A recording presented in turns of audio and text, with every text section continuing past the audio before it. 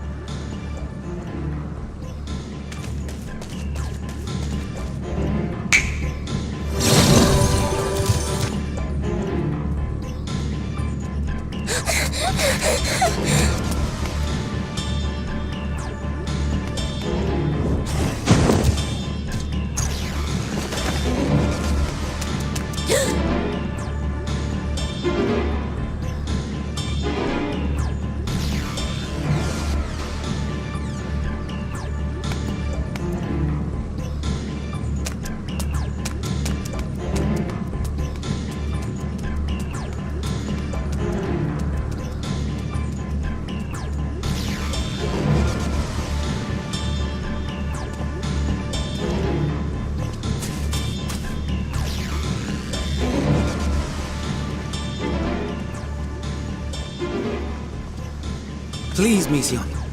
We must speak.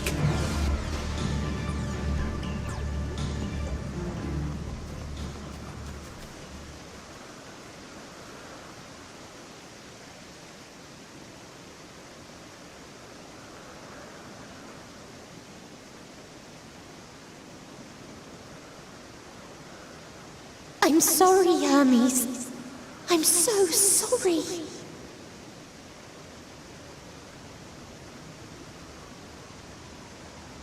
If someone can hear these words, then please.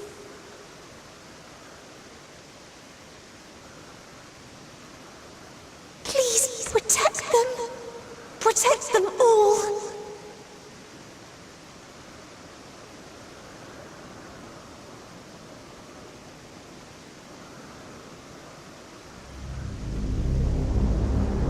Individual self-suspended. Connection with shared consciousness stable. Our survey is complete. We shall now report our findings.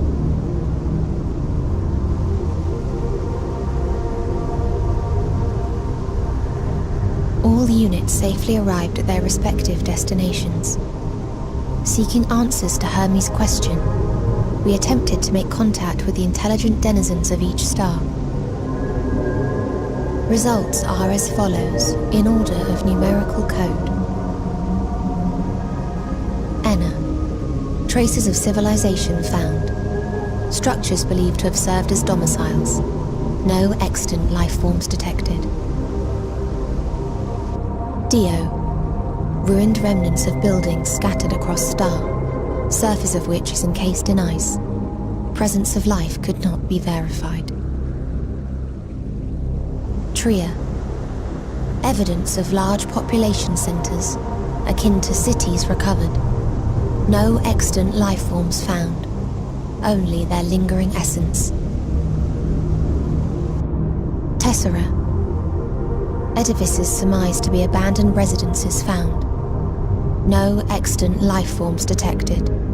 Deadly plague or extreme environmental degradation likely to have led to mass extinction. They are all dead. Octo. Star found in state of violent conflict.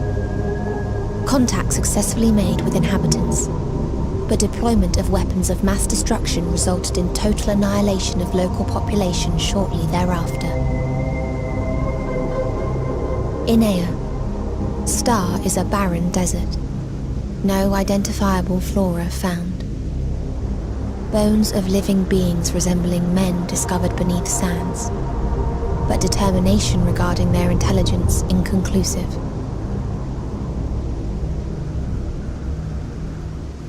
Remind me, Hermes, what exactly was the question you entrusted to Meteion? I tasked her with asking what others live for. What gives their lives meaning. Did you consider what may happen if the premise of the question is flawed? To be able to answer it, one must be living and desire to continue doing so. But if Meteion finds no living beings in the course of her journey, or none who desire to live, what then? What answers would she derive from their silence?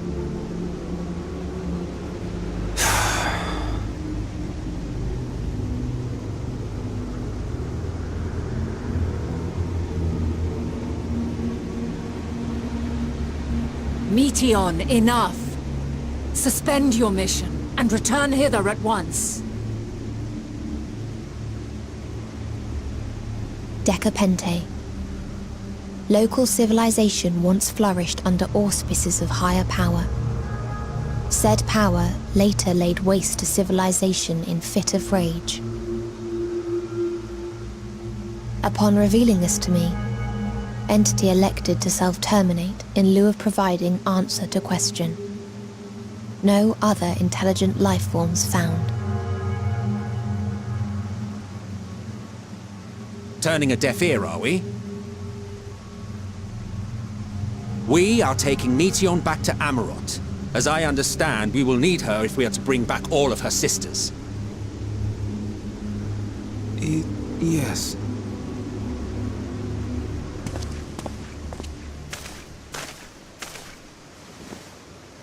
Meteon.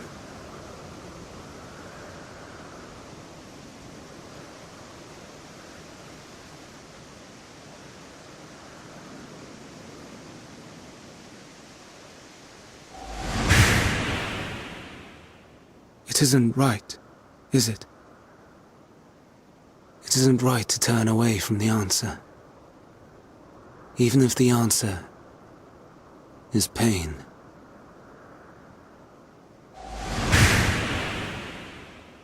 Even if we aberrations must scream ourselves hoarse to be heard.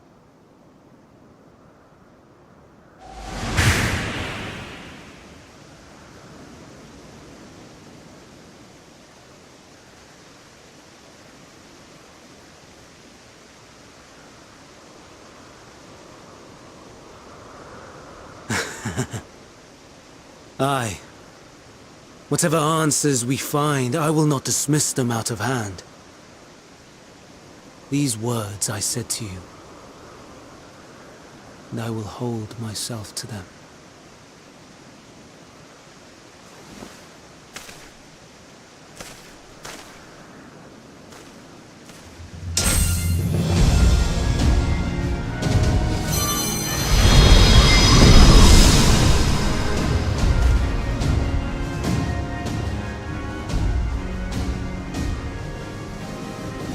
What is the meaning of this?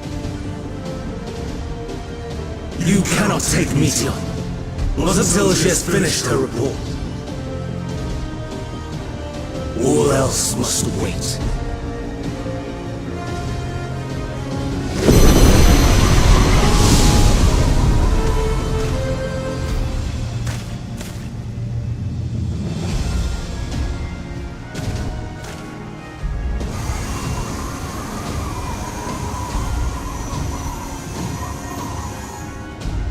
You fool!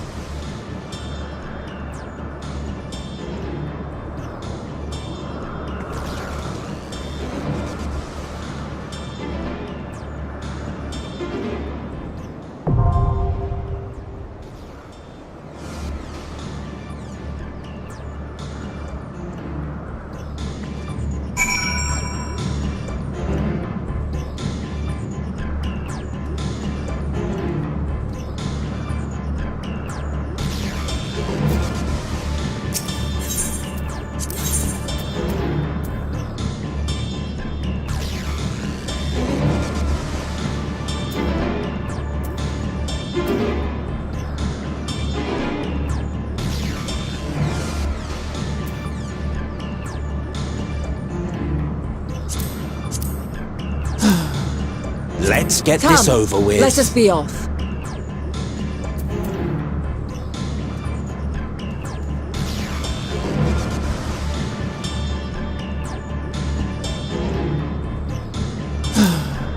Let's get this over with.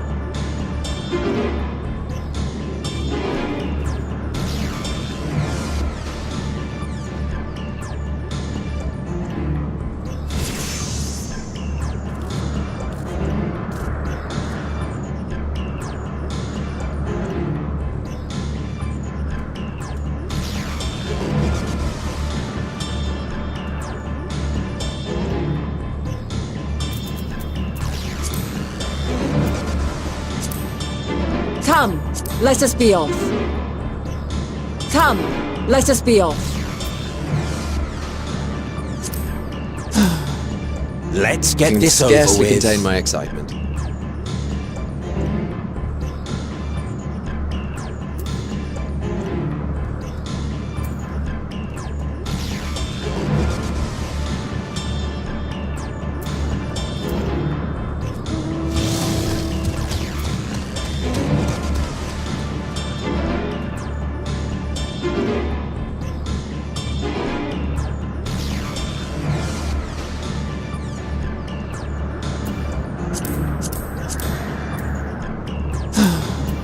Let's get this over with.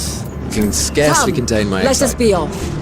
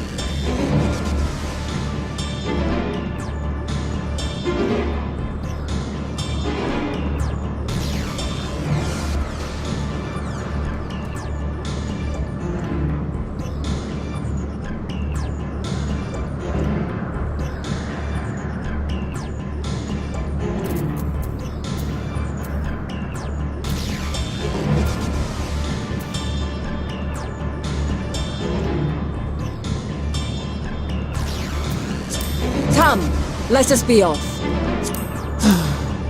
Let's get this over with. Can scarcely contain my excitement. Can scarcely contain my excitement.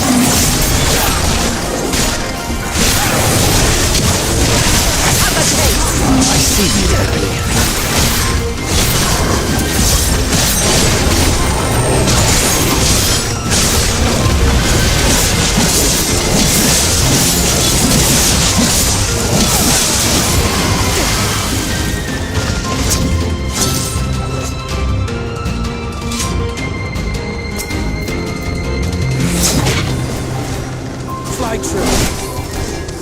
I see you.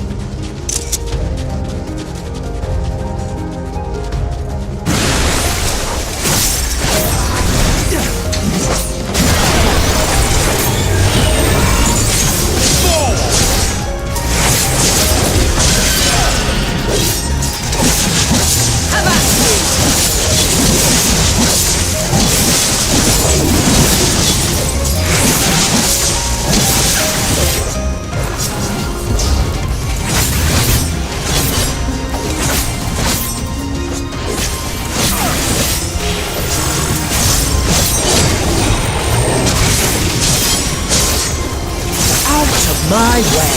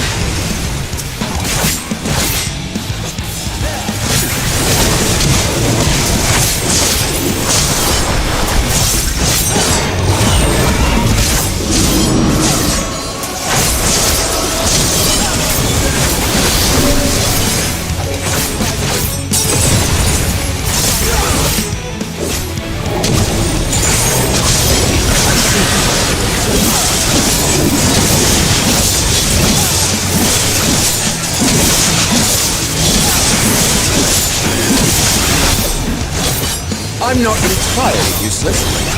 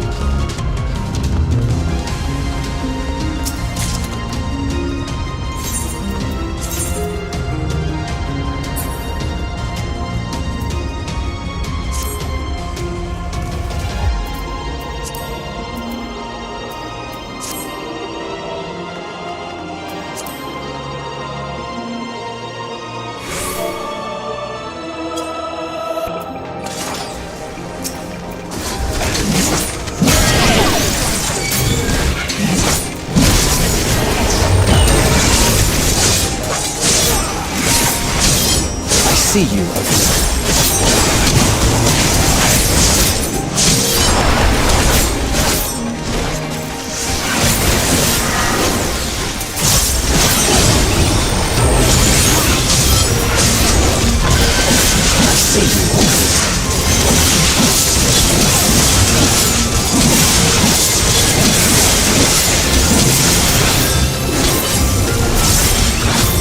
I'm not entirely.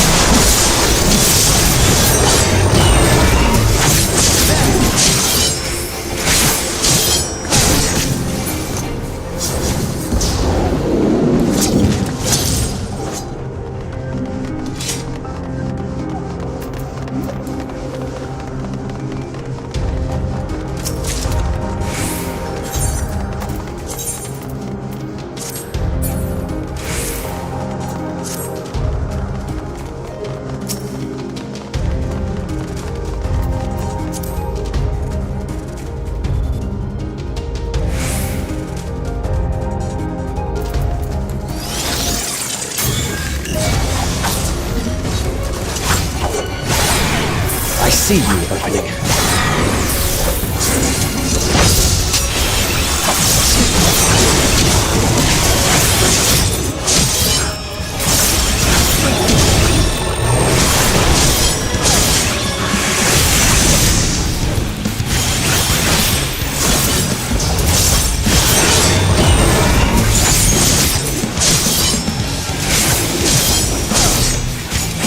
I'm not entirely useless.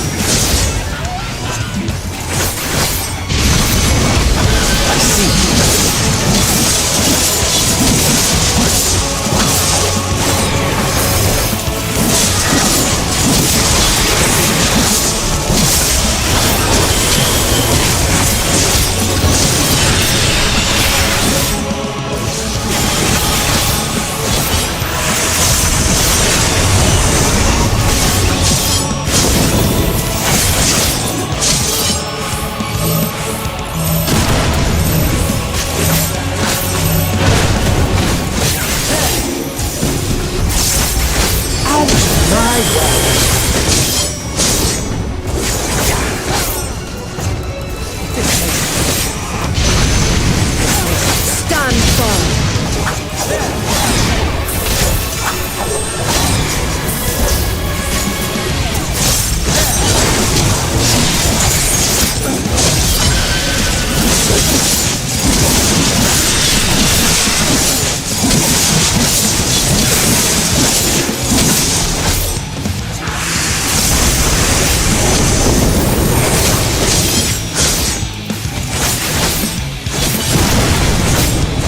Have a taste.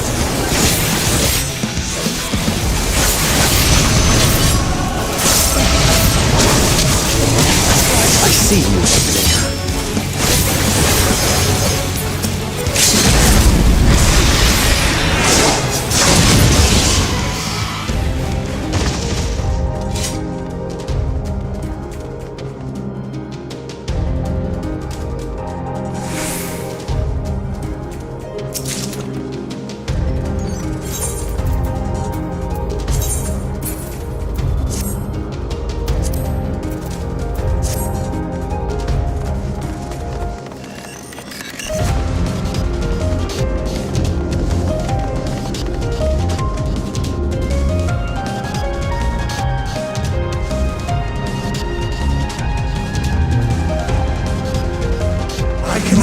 Let you take Meteon.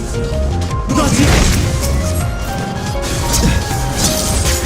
Have at you.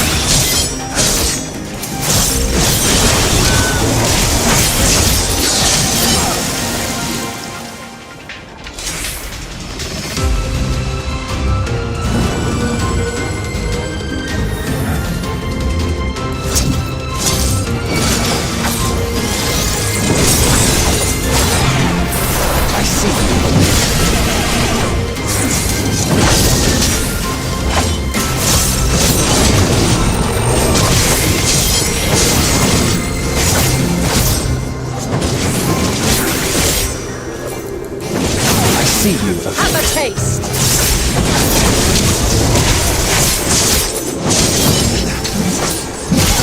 I see you.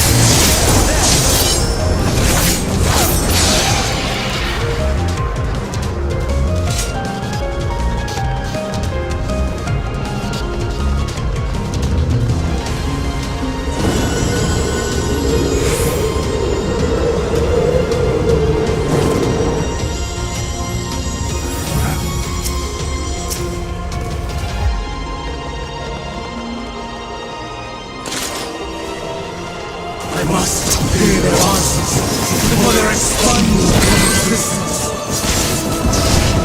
Have a taste.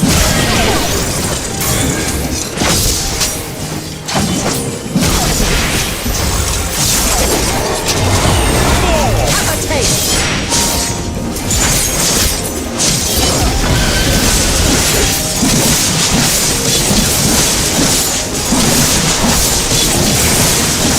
Have a taste.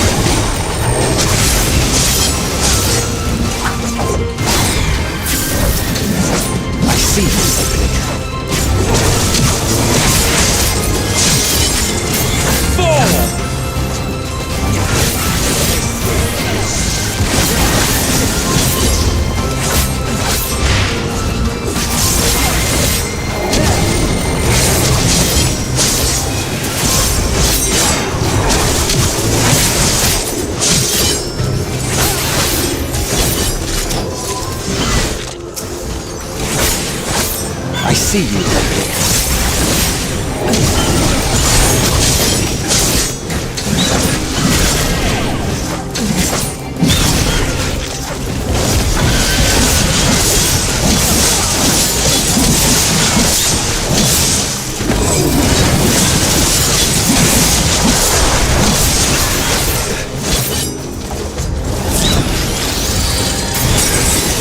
Out of my way!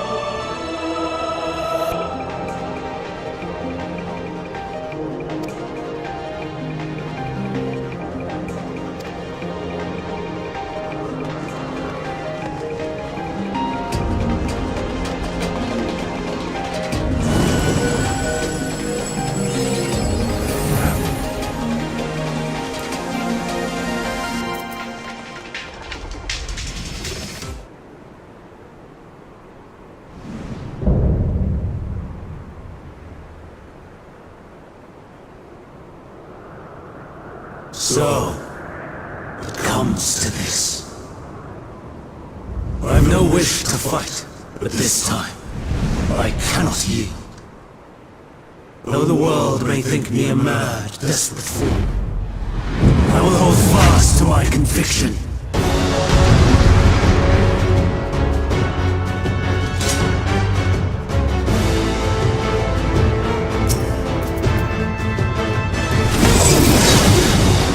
I will have the time and tranquility I require. Lust and pain gather to me.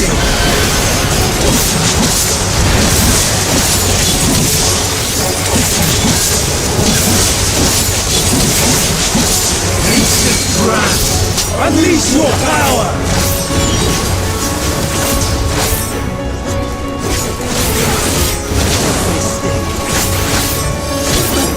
Dancing wind, pierce my throne!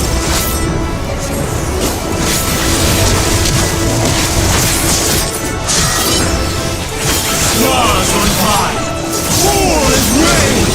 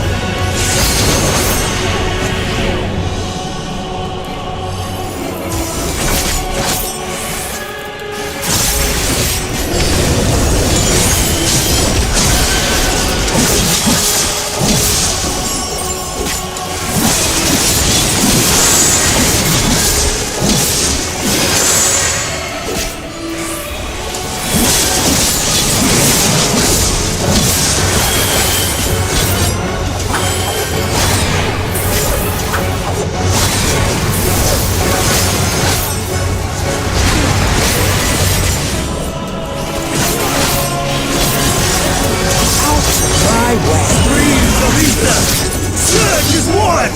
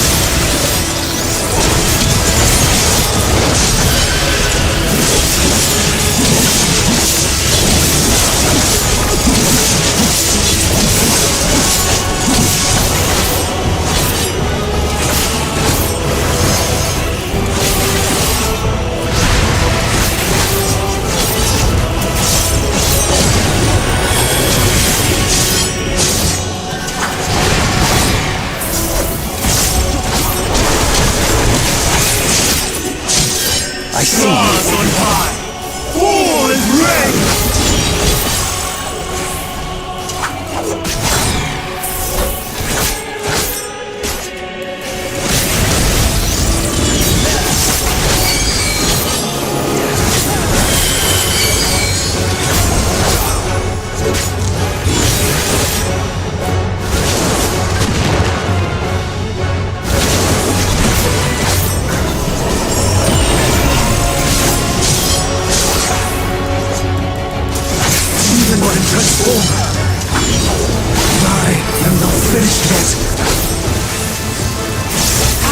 My way.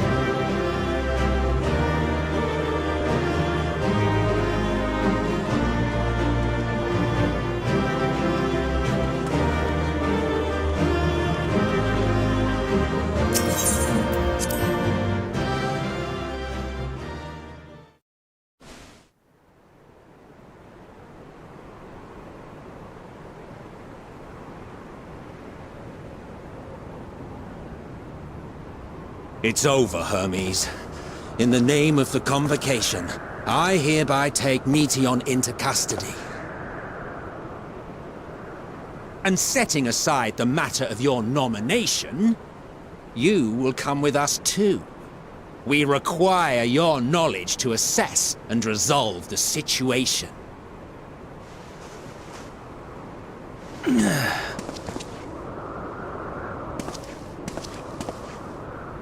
Meteion, I am so sorry. Would that I could have listened to your report in full. Reflected upon its meaning and conveyed it to others. That they might reconsider their chosen course. But I have failed. And that wish will never be realized. However, ere our fates become the province of others, I bid you tell me just one thing. Was there happiness in those distant stars? Was there a reason for living?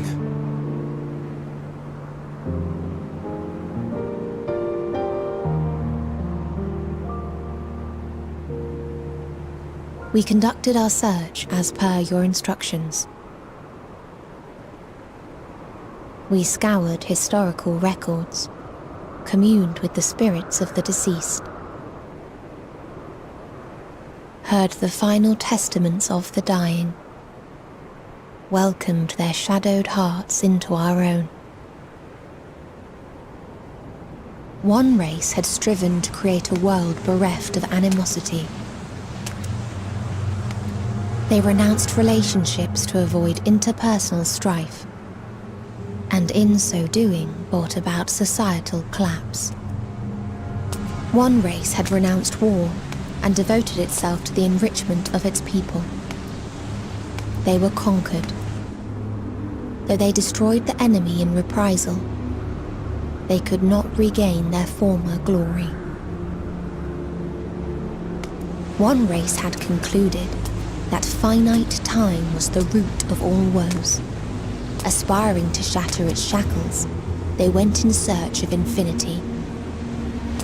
They discovered nothing is infinite, and that neither time or death can be cheated.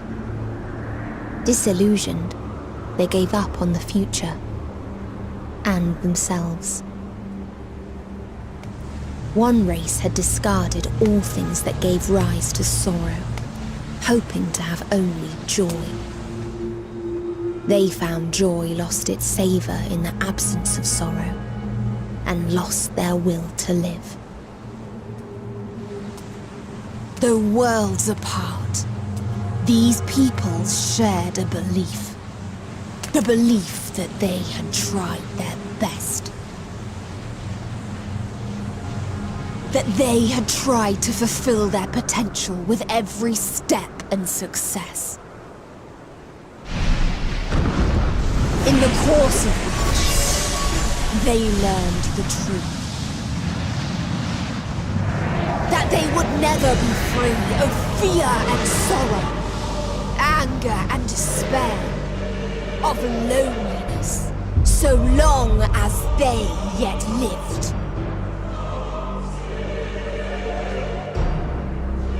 Even now their souls cry out for oblivion. And to this song of anguish, I lend my voice. We lend our voice.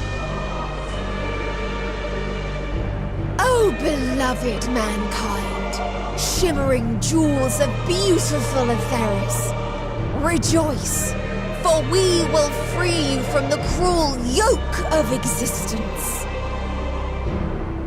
There is no need to struggle in vain, for in nihility awaits salvation.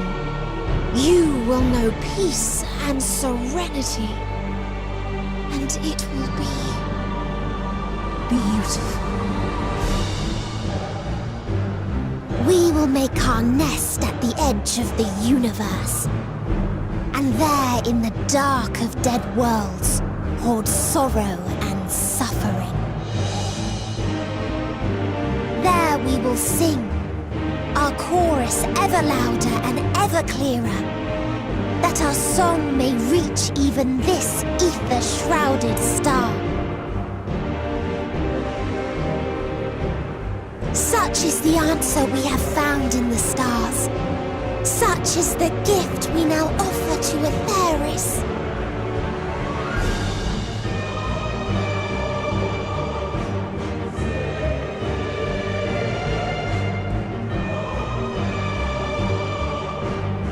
Who are you to decide our fate? To decree we live or die?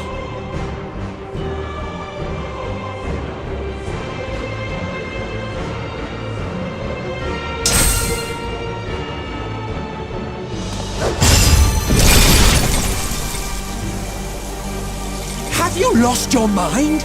You heard what she said. She means to destroy us all, yet you'd still take her side? In the name of the star, we have discarded those creations that we deemed flawed.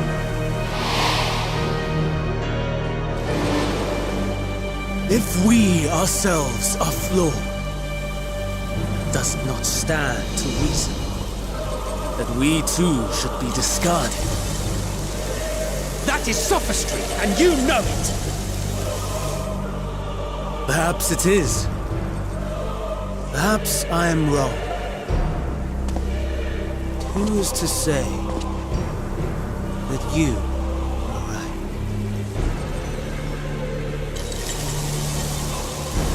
Let us settle this with a determination.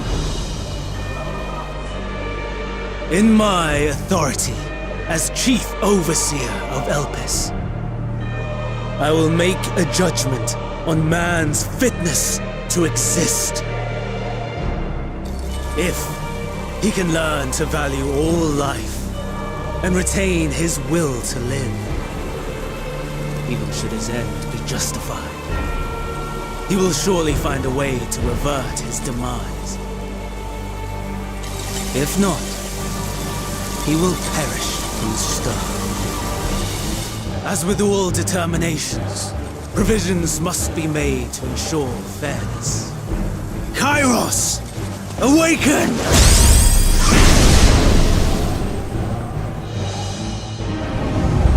Memory reconfiguration system Kairos activated.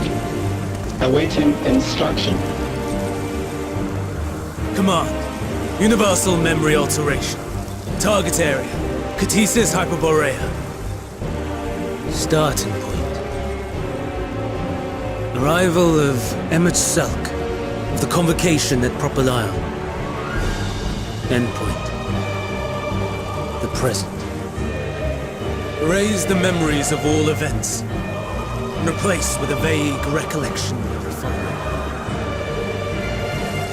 I was here, preparing to demonstrate the functionality of Kairos to Emmet Selk and Hitherdays. Meteon's shared consciousness became unstable. She and her sisters could not sustain their existence, and all dissipated with the burst. The resultant shockwave accidentally triggered Kairos, which erased several days of memories from all present. Execute. Command acknowledged. Initializing. 3 processes remaining to execution. Bravo. I dare say one would be hard-pressed to make it fairer. Everything that you told us, everything that has happened, the fact we've even met, it will all be gone.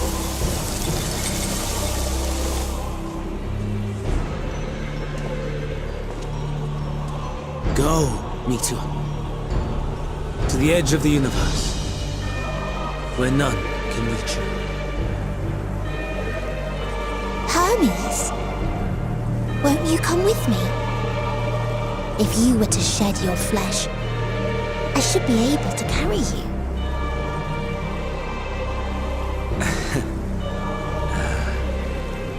I will remain. As a man, I will oppose the oblivion you bring. Silly fool. Had you said yes, I would have granted you the gentlest end.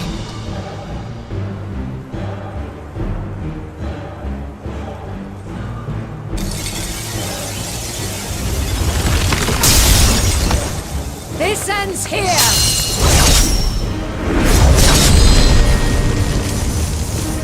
Fly, Meteon!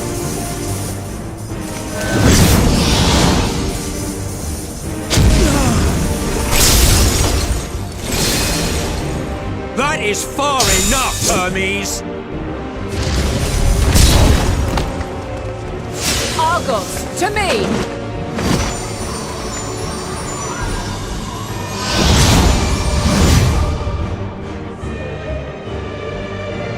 First process complete.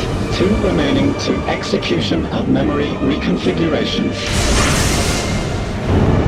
As if we needed more pressure. No matter what, you cannot forget what happened today, for it is the key to saving your future. your world. This fight is our fight. What comes after, our problem to contend with, not yours. No. Your own struggle awaits, and no one else can take your place. You must flee this place with your memories intact, and I will see that you do. Now then, where is it? There you are, my little confluence.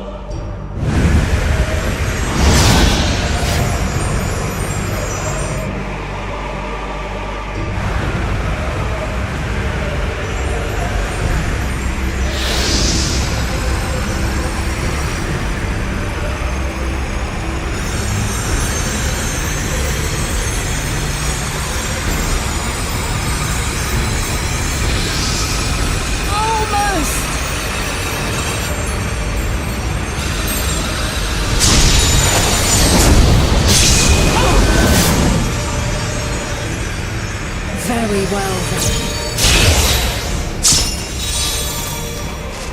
You may elude us this day, but not forever.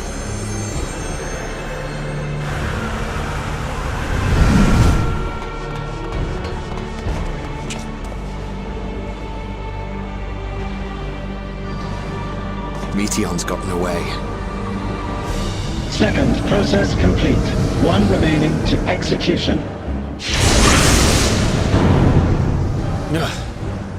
No time for brooding.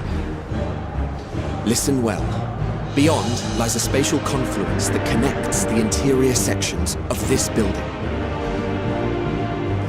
I will destroy the confluence and force open a way outside. When I do, you must jump through.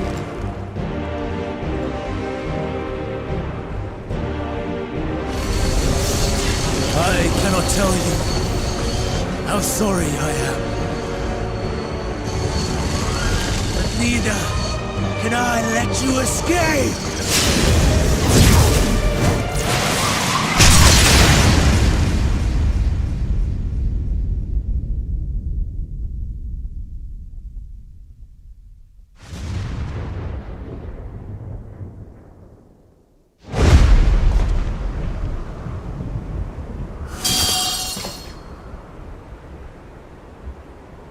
Too brave by half.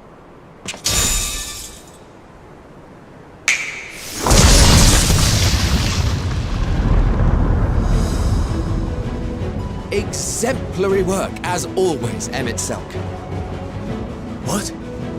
But how? I thought the confluence was... Over there? Yes. We were rather hoping we would. It was never anywhere but where it is now. The instant those two began making their way towards nothing, 'twas clear the plan was a diversion. I'm quite incapable of destroying a confluence, I must confess. A gambit brazen beyond words. Though we've grown accustomed to reckless improvision due to the antics of an incorrigible associate.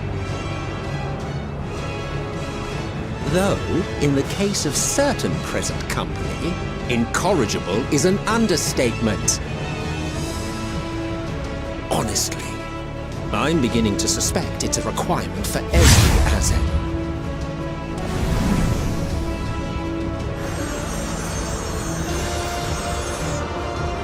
There's no time! Quickly! Even now, I do not believe your tale. I would not suffer us to walk such a wretched path. Still, if it must be said,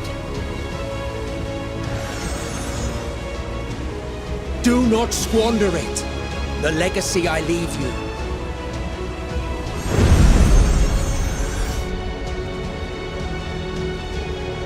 Final process complete. Executing universal memory alteration.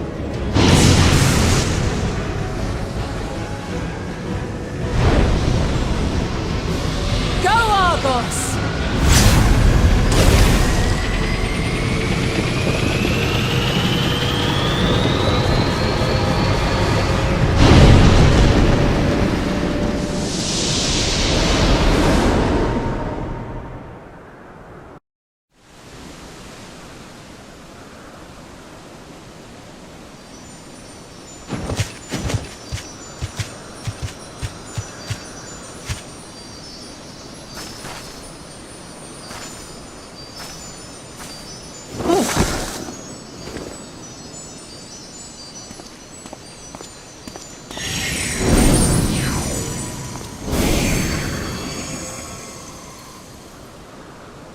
I'm fine.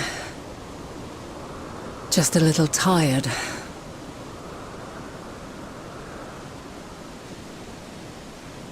Can it be true? Are we the only ones left who see beauty in the world? In life? Are the stars above no more than husks of fallen civilizations?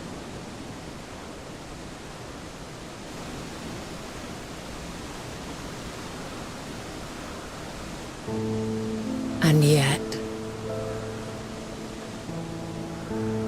I feel her. Though she is unimaginably distant, I feel Meteion's presence, and the place where to we must go. Ere she made good her escape, I placed an enchantment upon her, one which allows us to follow her trail. She has already left the outermost bounds of Aetheris, and continues on her way. Given the vastness of the universe, it will still be no easy feat to track her down. But thanks to Emmet Selk and his Ladeus, all is not lost. We remember. So long as we remember, our fates remain ours to shape.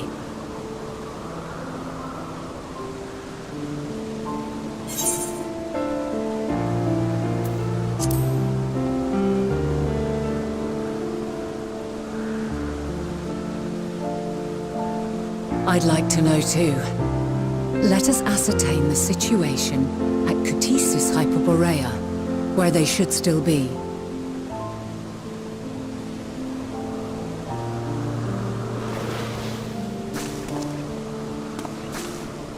Given the likely state of their memories, however, it would be imprudent for us to approach them directly. In which case...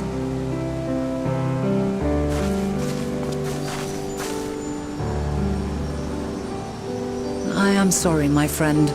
I've asked much of you this day. But may I trouble you one last time?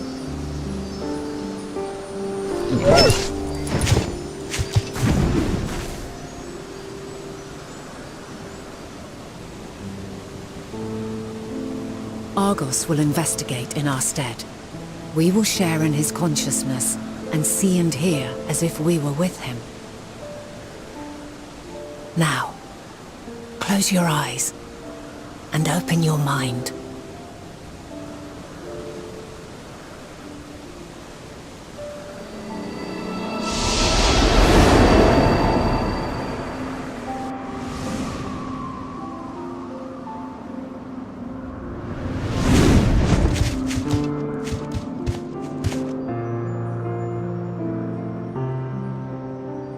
Thank goodness you are unharmed. Unharmed? There is a gaping hole in my memories. I can scarcely remember arriving here in Elpis. Forgive me. I was preparing to demonstrate the functionality of Kairos to our guests. But Meteion, her shared consciousness became unstable. And she... So, that's what prompted the state of alert. And when you went to investigate, you were caught in Kairos's accidental operation. So it would seem. It's all a blur to me. Such an unfortunate accident. Oh, and what of Venar and your other companion? You went inside together, as I recall. We did?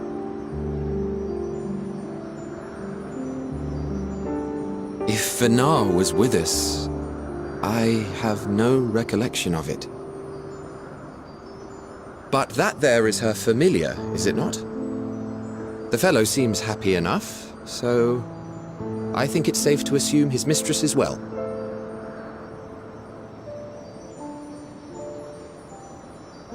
I haven't the slightest notion who this other companion might be, however. Ah, well, that individual struck me as a bit different, for want of a better word. Perhaps it wasn't actually a person. but some manner of creation. Curious. I must ask Venara about it when next we meet. Yes, yes, you do that. Now, if we may tend to Hermes, whatever this Meteon did, it seems he bore the brunt of it. Once you are fit to travel, you will return with us to Amarot. We need to make certain there are no other ill effects. Also, I am here on business of the 14. We've already had the conversation, like as not. My God. Since your toy wiped my memory, we'll have to have it again. Yes, of course.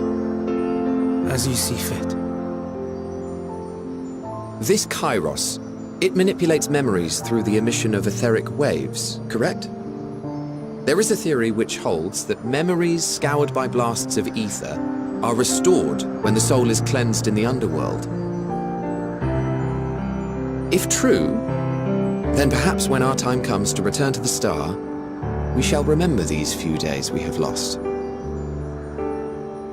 I doubt aught of interest occurred. Look forward to the revelation if you like, but I should prefer to reminisce on more meaningful moments.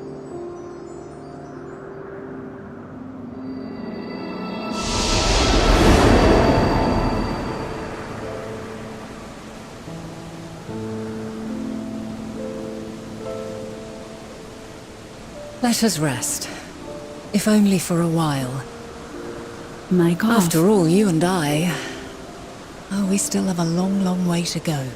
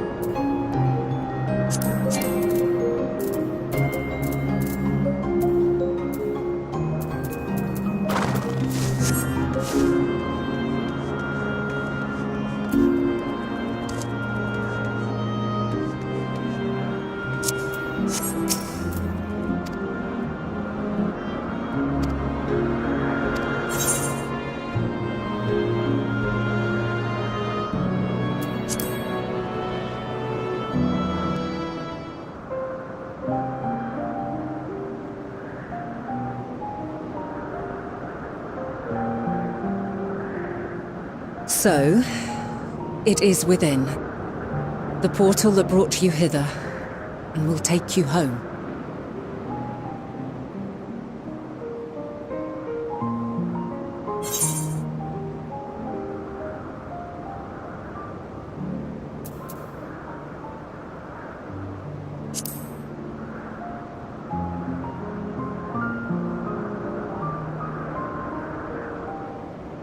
May you and yours emerge triumphant. Make use of the knowledge you have gained, that your days in Elpis and our friend's sacrifice be not in vain. With Meteon free to pursue her designs, 'tis only a matter of time until the final days are upon us. We must be ready. From fortifying our defenses to securing our escape, there is much to be done. In spite of this, we cannot allow the report that set this calamity in motion to become common knowledge. Were the masses to learn the fates of the other stars, I fear the situation would spiral out of our control. I must carefully consider who can be trusted and bring them into the fold.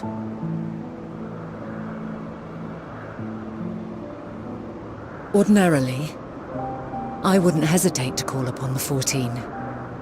However, it was the desire for a fair determination that drove Hermes to attempt to erase our memories. And were he made aware of his actions, there is no telling whether he would remain a friend or become a foe. Alternately, we might try to alienate him from the convocation. Yet in doing so, we would deprive ourselves of a brilliant mind who would be invaluable in the crises to come. Quite the dilemma. Which is why I must work independently of the convocation. Regardless of how we proceed, if we are to permanently avert the final days, we must be equal to Hermes' challenge. We must prove that mankind is worthy to exist. And this hinges, I think, on how we confront the all-consuming despair that accompanies a senseless and seemingly inevitable end. Bewildered and divided, we would perish like the peoples of those celestial ruins. We could not hope to survive the final days, much less take the battle to Meteon at her nest. We must find a way to defeat despair, to unite and prepare as many as possible for the struggle ahead.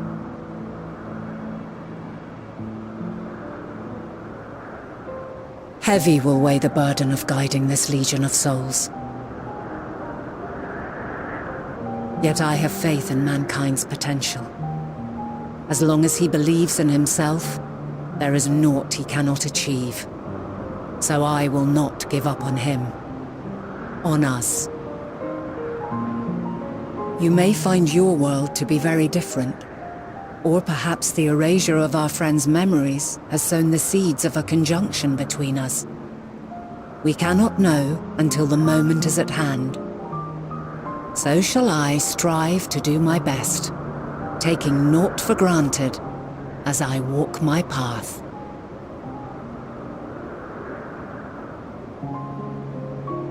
And I pray you walk with me to the end. As you move forward, so too will I, as will all, resolved to fight for the morrow. And when mankind has found the strength to stand against despair, we shall silence the song of oblivion. She who sings it will learn our journey is far from over. This I promise.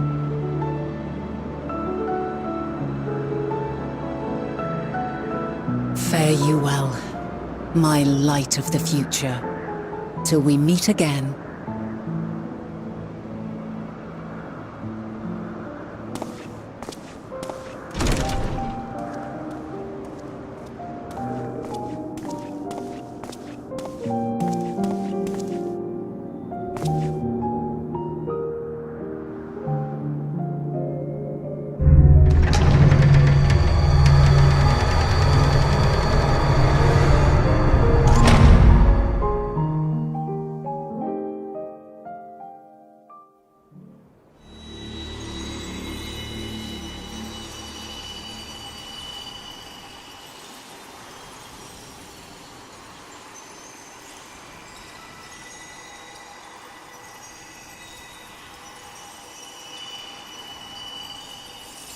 From this day forth, I shall strive to bring honor to the seat of Vandana.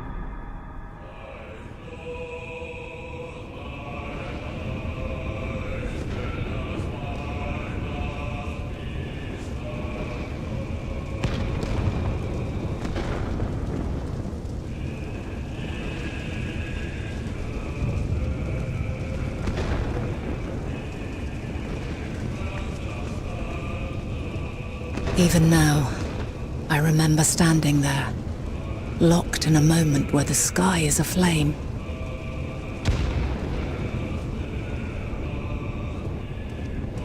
Where stars fall as tears, and screams darken the seas.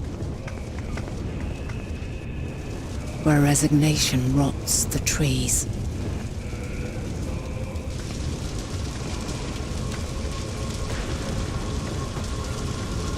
Where terror twists magics into abominations. Such is the lament of they who have gone before. The song of they who tried and failed to create a better world. The song of the end.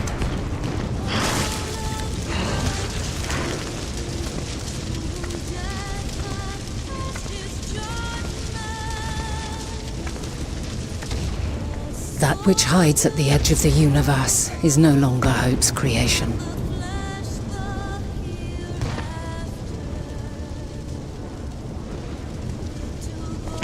It is hopelessness incarnate.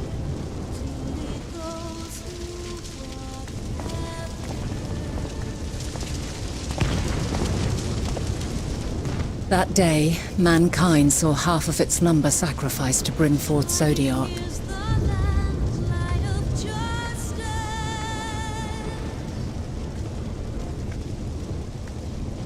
And covering the star in a shroud of ether, we forestalled the final days.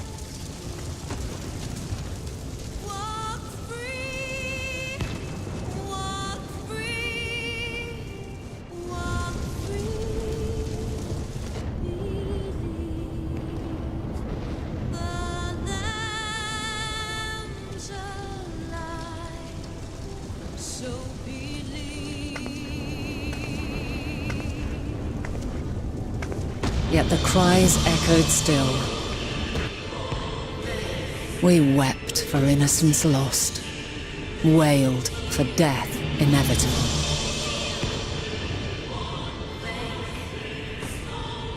A reality too terrible to bear. And for too many who sought comfort in gilded memories of joyful days and tranquil nights.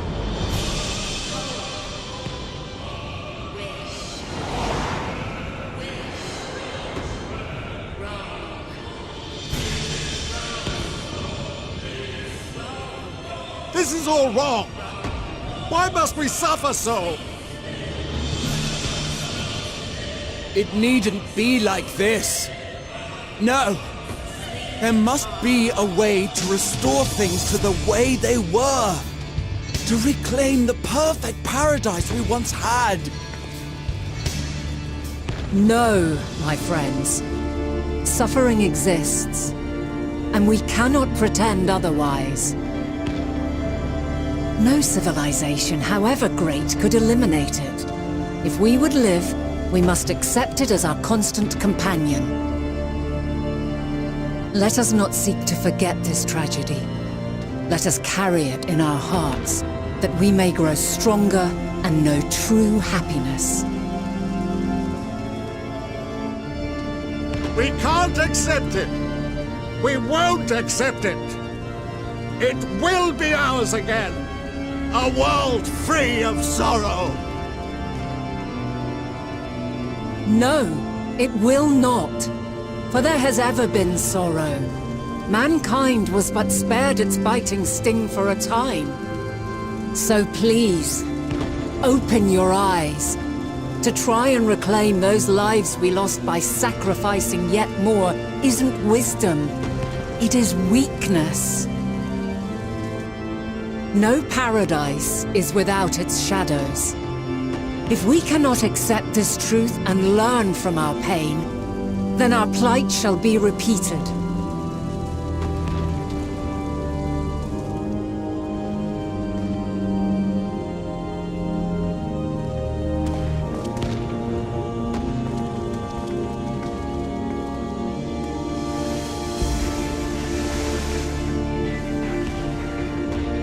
O mighty Zodiac! God, born of our boundless faith, we bid you, hear our prayer! Accept this offering of lives, and deliver unto us the lives we once had. Deliver unto us the days of old, the days when the star was a font of love, and we knew naught but bliss.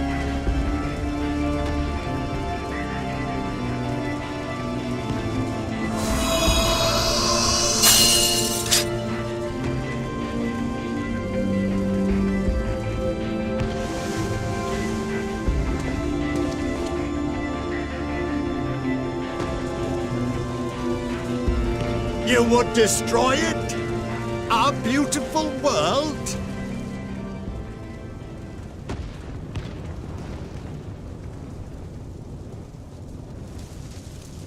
Lands that stretched on forever.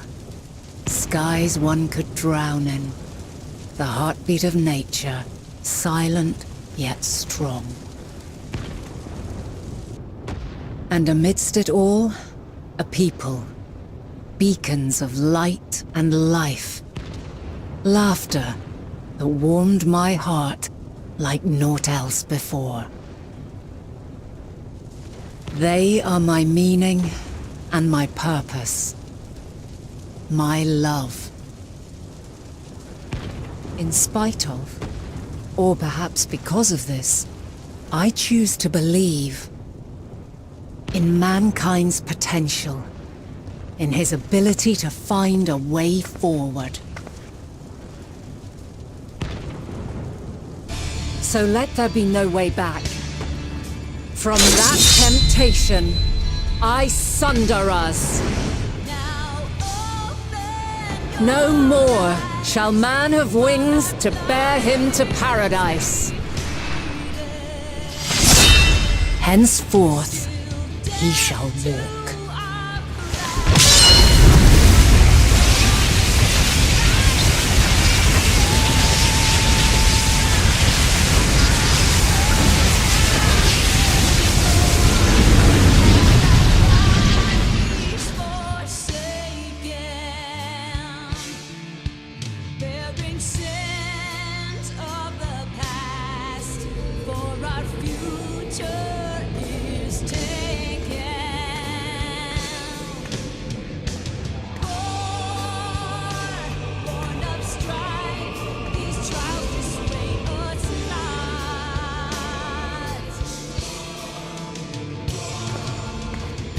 All is excruciating pain.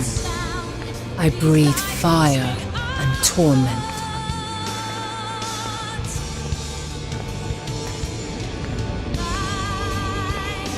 I birth a world of suffering to mire and plague.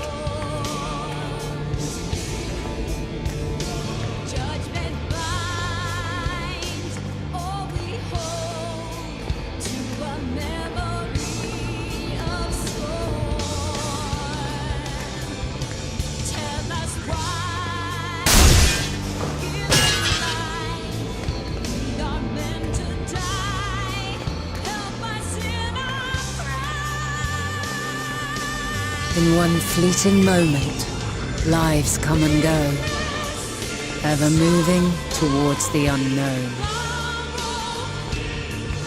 And in that fleeting moment, they cry for the answer to the question.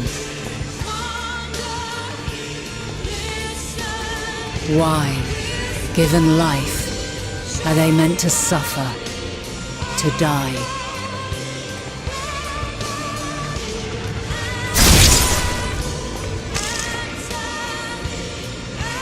As fragmented, imperfect beings, yours is a never-ending quest.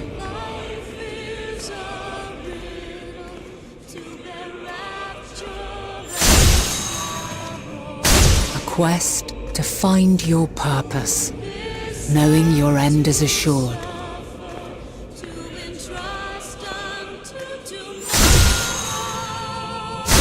To find the strength to continue when all strength has left you. To find joy, even as darkness descends. And amidst deepest despair, light everlasting.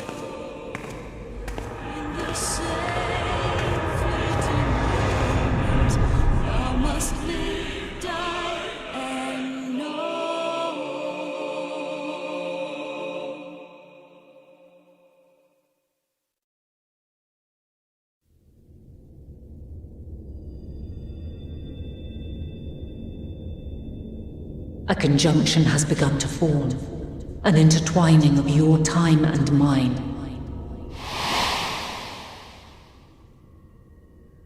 When you truly understand what is at stake, and your journey has prepared you to surmount the insurmountable,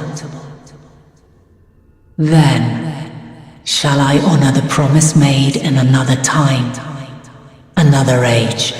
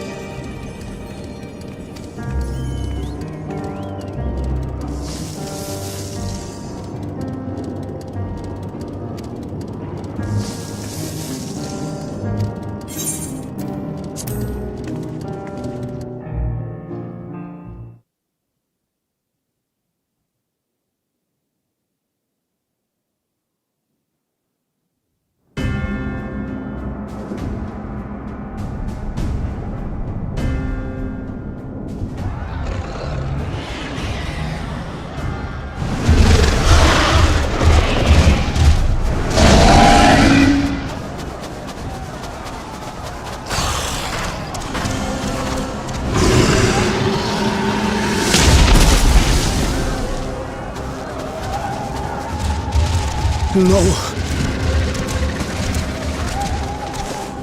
No.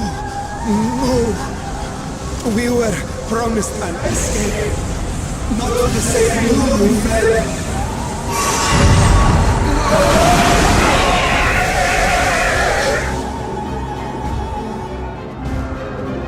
I shall not meet my final days here in this blasted waste.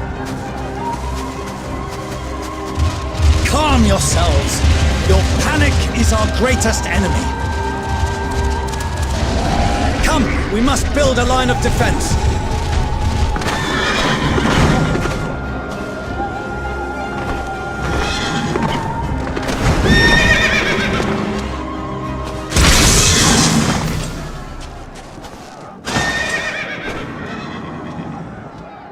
How? Leave the fighting to us, Father. You must lead the people to safety.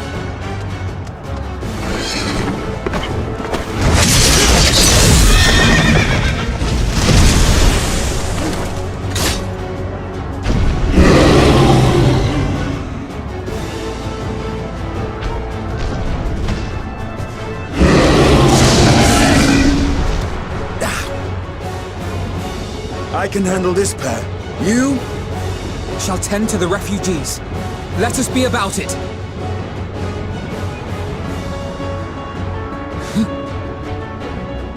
As you wish, my little lord.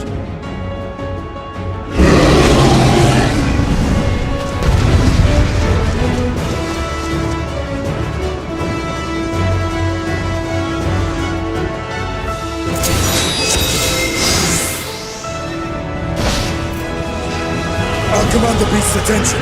See to the wounded! Help is at hand.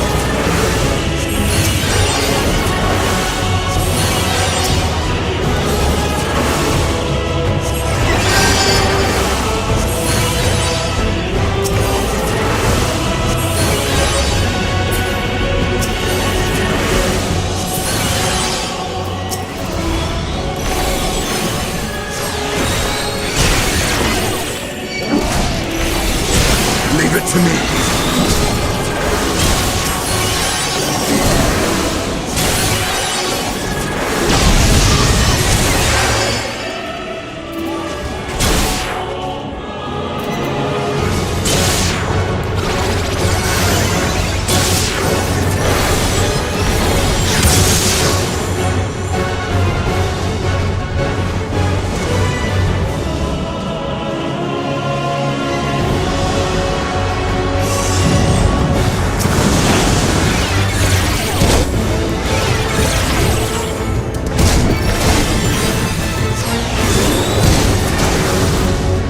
Those who can stand, come with me!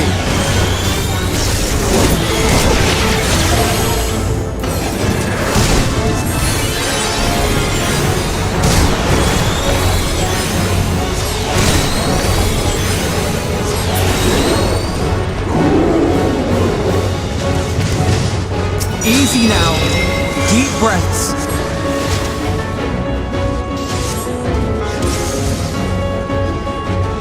You're safe now.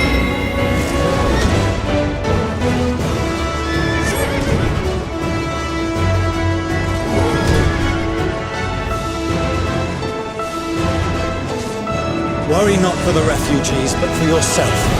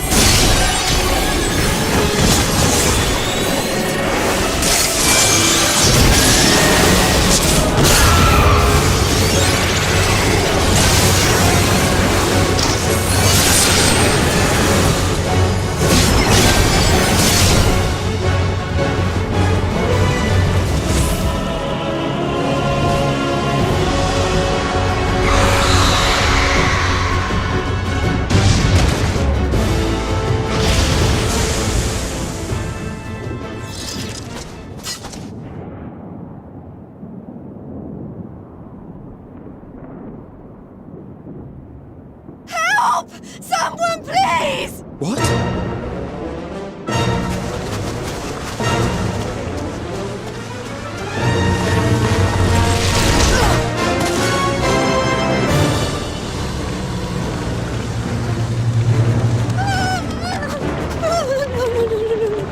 Don't. I don't want to die. Forward! Let not a single fiend escape!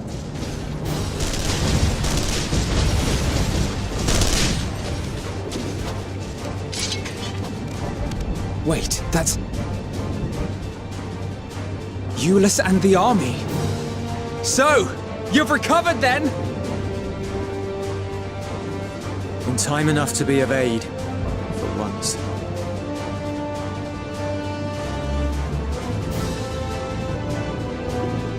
We can speak of it more later. For now, we must fight! To repay your salvation in kind, or with better! For Garlemald has her pride!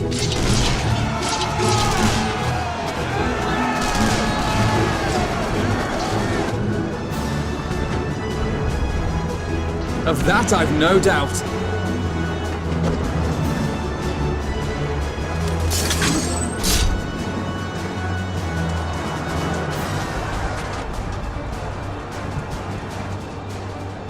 The gods. Of all possible saviors, the Imperial Army. Oh!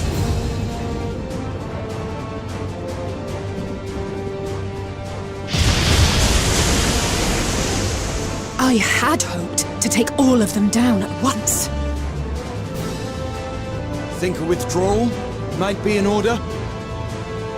Oh, sod that! You know who would never abandon these people to their fate. To be devoured by their former friends. That'd be beyond cruel. These beasts must fall here and now. Well then, I'd say it's high time we threw caution to the winds. So long as you spare me the heroic sacrifices. Now, let's go!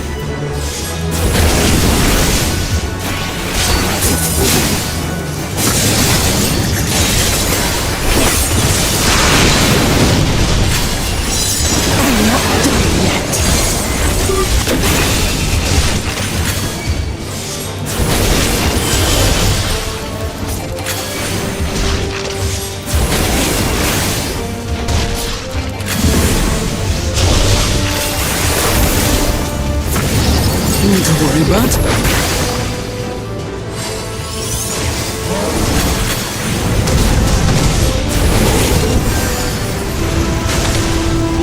Crackles with energy. Find cover!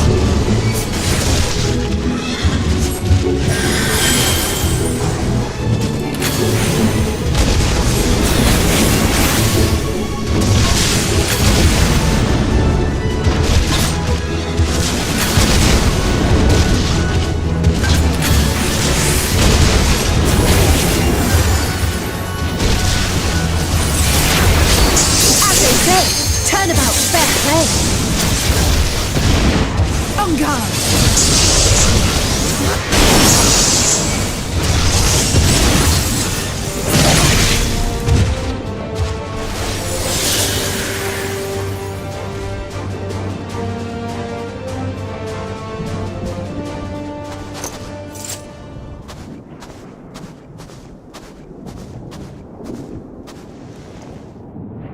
There's not the barest trace of ether. Maybe there really is no way to bring them back.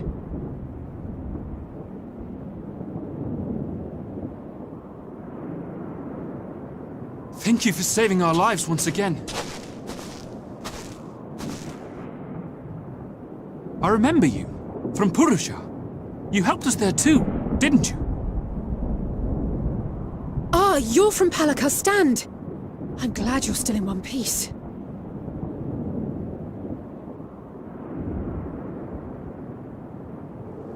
Or you will be, once I see to that injury of yours.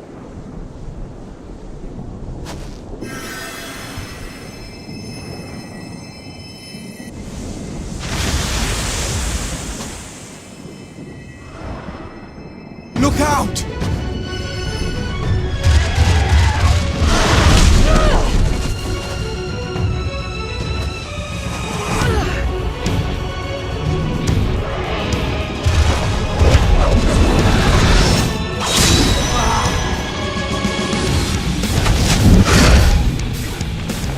Get out of here!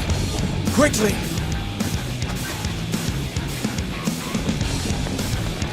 I won't lose them!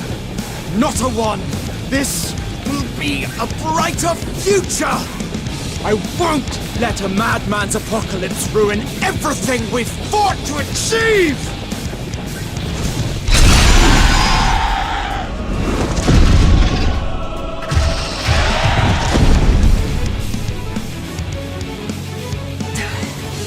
Get it together, Alize.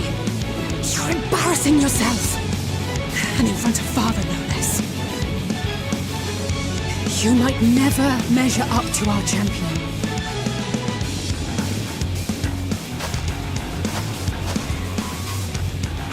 But we ask too much of him as it is. You mustn't let our sword in the darkness fight alone.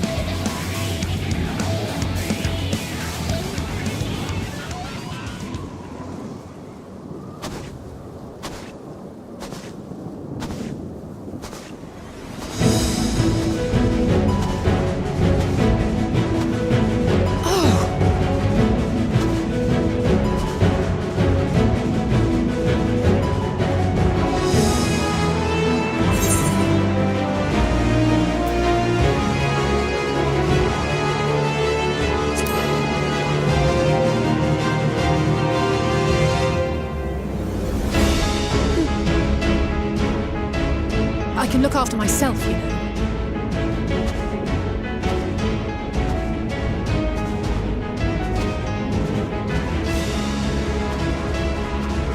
Everything's in order, I trust?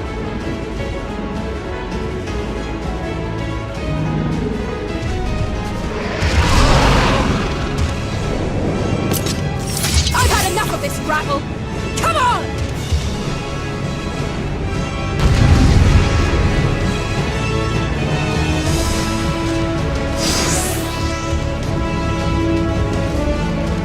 Oh, a trio for the ages!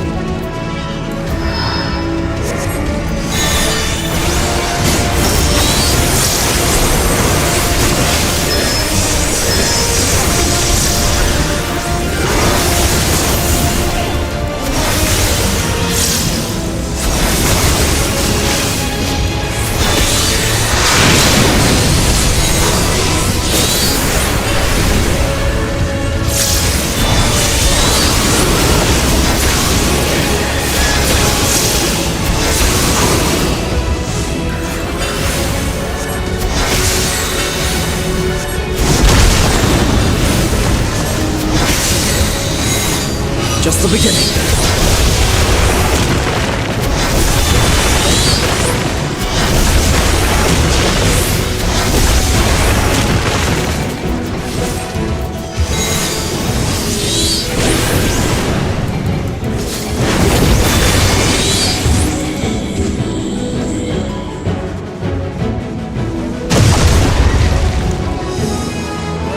I had a feeling I'd find you. This should be the last of the worst troublemakers. With me!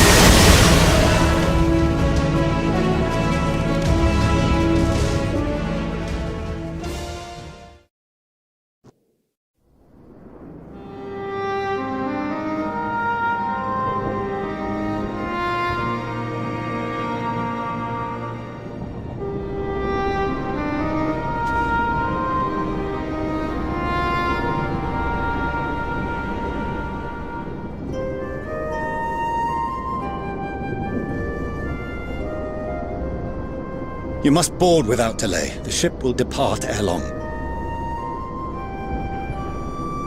Your offer to host us in Sharlayan is most appreciated. But will the final days not soon fall upon it as well?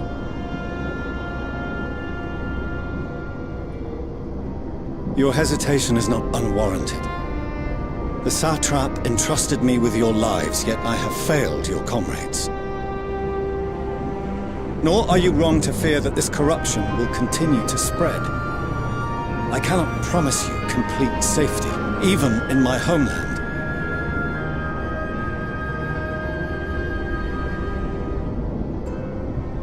What I can promise is that I will do all in my power to protect you.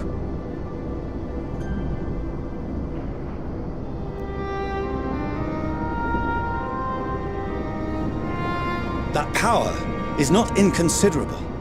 Even now, my countrymen are preparing the vessel that will deliver us to a sanctuary on the moon. Join us on our journey there, and beyond, to new horizons. Come to old Sharlayan. Please.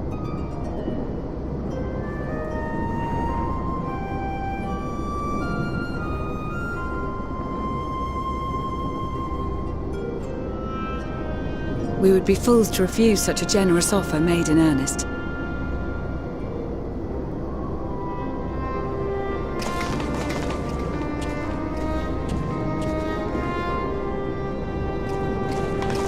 It seems they've a new destination.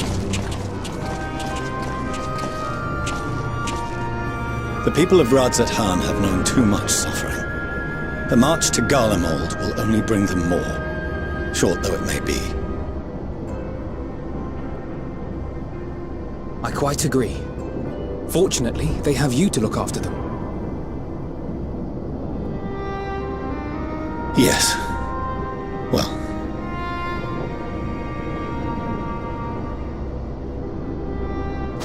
Behind you! Just there!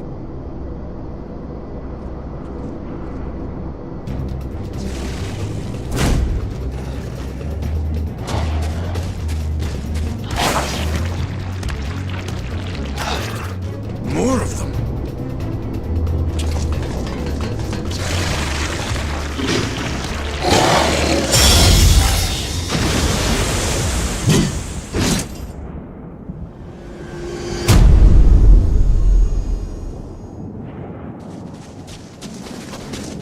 Xenos! Here!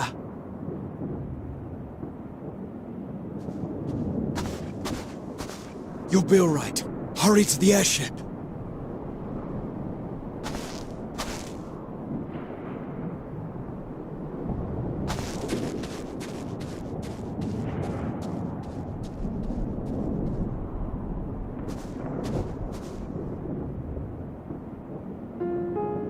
Why have you come? A heretofore unseen beast. 'Twas ripe for the slaying. Poor sport, alas. Unfit to temper my blade. Oh, for the love of... You cannot still be on about a rematch. That is, and has ever been, my sole concern.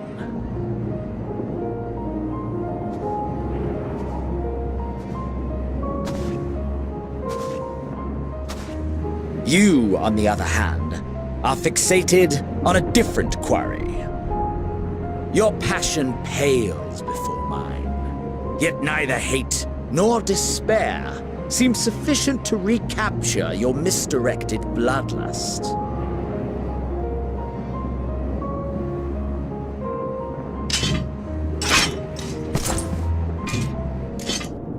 So, I hone my blade, and I wait.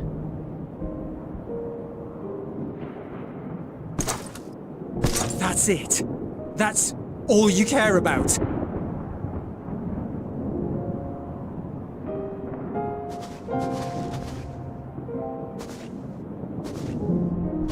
Garlemald is in ruins.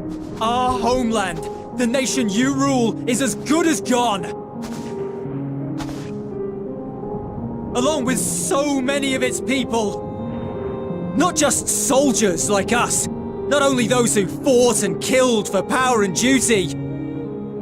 Innocent civilians.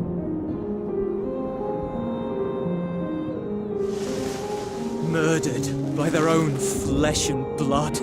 Lost and confused as they breathed their last. While we who survived with our lives and minds intact were left to freeze to death. The Eorzeans tell me all this was your doing! You slaughtered your countrymen! You did! For what? For nothing, in the end. So much wasted effort.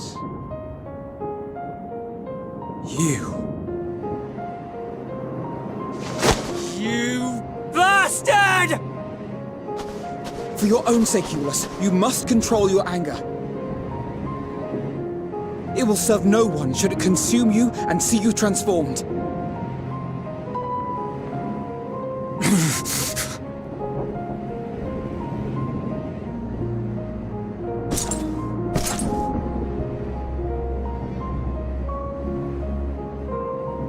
Would you be happier had I a good reason? What? If my motives met with your approval, would you no longer resent the outcome? If so, then perhaps a beast's skin would suit you better. Duty, honor, morality. All constructs of convenience when put to proof. Surely the war taught you how easily power becomes the tool of the self-righteous. How the people's justice was merely a means to their ends?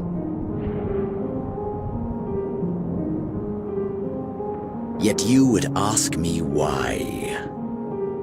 Ask any creature of this star and those above for answers, and they will tell you what suits their fancy. And they would be right to do so.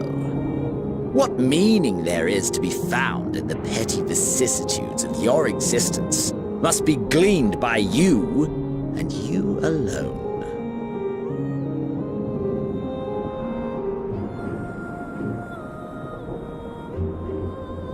Should you seek it in battle in the fruitless pursuit of my demise, then come. Assume your rightful place as a notch on my blade.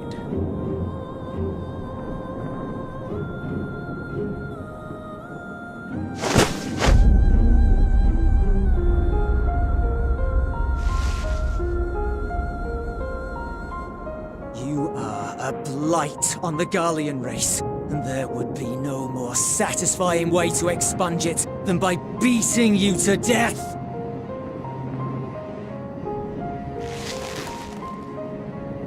But I will not be party to another tragedy. I refuse to lose anyone else because of you. So go. Go! And may we never suffer your madness again!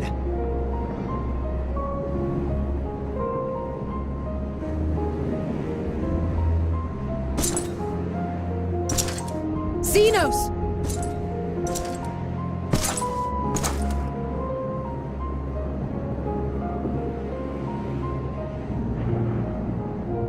Perhaps you found meaning in living this way. I cannot deny you found strength. Yet if you only pursue your hedonistic pleasures and pay no heed to the plight of others, then no one will give you the time of day. You will never get what you want, not even the battle you pine for so dearly. You'll be alone for an eternity, and you'll deserve every agonizing second of it.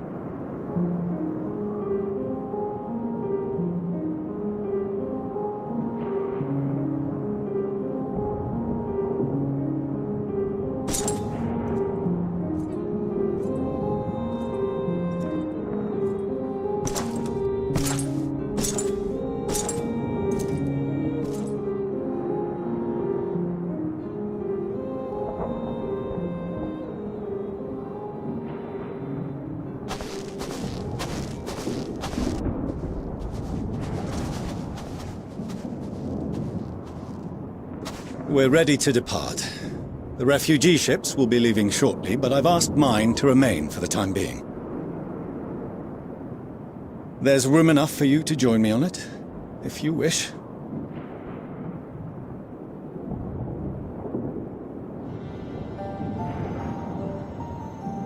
Do contain your surprise. I needn't agree with the Scion's methods or intentions to acknowledge that their deeds are deserving of gratitude. We appreciate the offer. But might I ask why you are delaying your departure? I presume it is not solely for our benefit. I must visit Garlemald ere we return to Sharlayan. Having caused such an uproar, 'tis only meet that I explain myself to the Ilzabard contingent.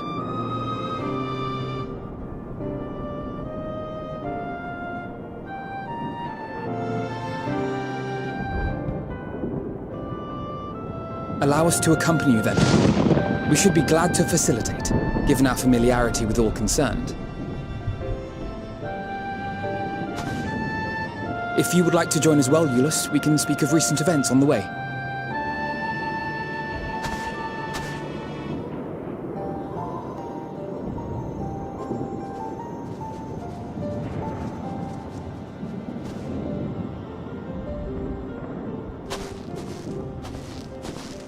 He'll be after your seat on the forum next.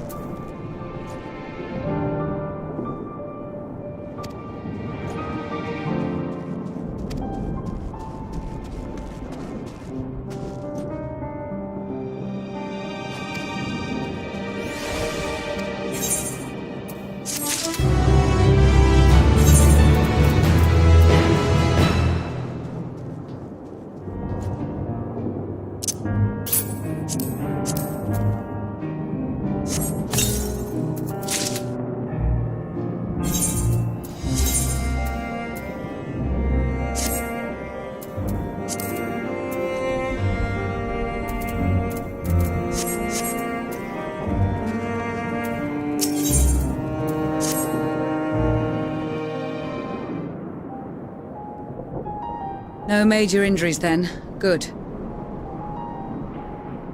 I briefed the recovered soldiers and sent them on their way as quickly as I could, but nevertheless feared they would not make it in time.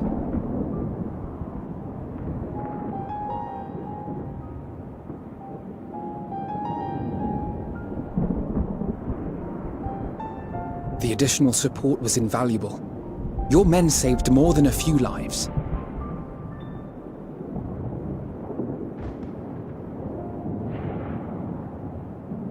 Though not all, I regret to say.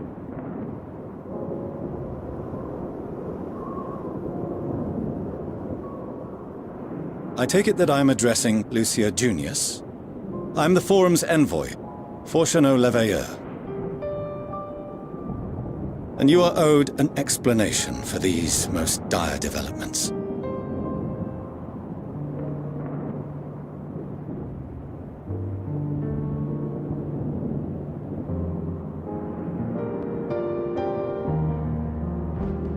Another trial wrought by the final days. I was beginning to suspect as much. You doubtless feel some consternation having been forced to abandon your original plan. But trust me when I say you were right to send the refugees elsewhere. Beasts have been sighted within the capital. Perhaps it was a stroke of grim fortune that the population was decimated beforehand, as they've yet to appear in any great number, but in time. In any case, Maxima leads the remainder of the contingent in an effort to cull the creatures and evacuate the populace as we speak. Once the airships are taken to the skies, I pray your men can be persuaded to join him. You'll permit us to retain our weapons? I wouldn't have sent you after the Scions were I expecting you to stab them in the back. And I, for one, would not consider past transgressions more relevant than future contributions. Regardless of the circumstances that saw us at odds before, we need men of courage now. more than ever.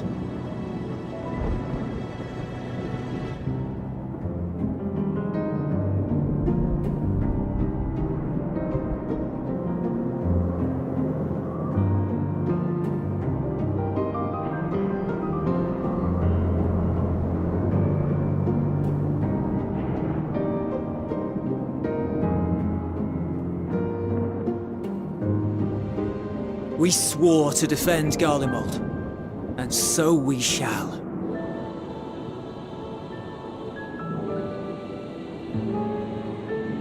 It seems you have everything under control. You will excuse me then, for mine own duties await. A moment, Master Fortuneau. You did desire to express your appreciation for services rendered, did you not? I did. Though if you intend to again ask that Charlian alter its course, you will find my gratitude insufficient. 'Tis nothing so onerous. I wish to hear the details of this grand endeavor of yours.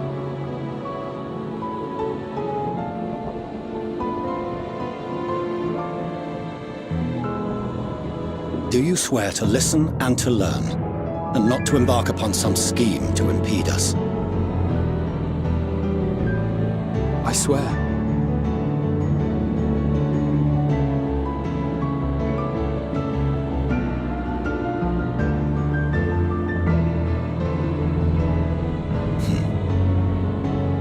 Any other I would doubt, but you I trust to keep your word.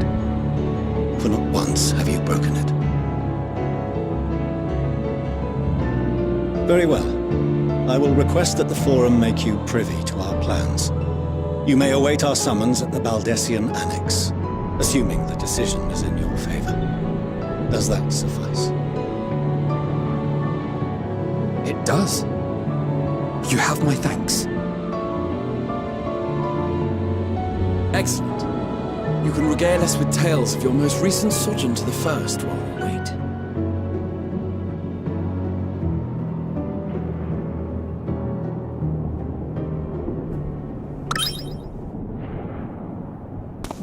Did you hear something just now?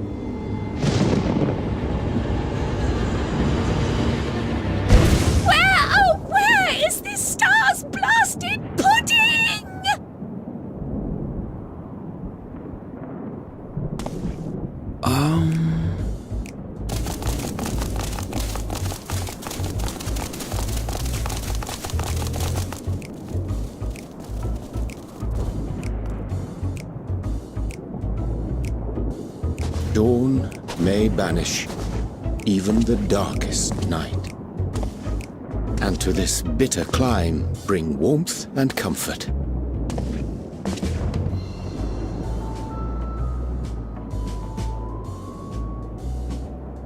'Tis heartening to see such an assembly upon my return. I thought often of you whilst I looked down upon our star's brilliance from the moon above. Yes, but what are you doing here? And dressed like that? Aren't you cold? Verily, I fear for my health should I proceed to expound upon our purpose ere I procure more suitable garments. Then allow me to summarize. We're here because none of you lot are up there. Nor has anyone deigned to send word about any changes in the plans.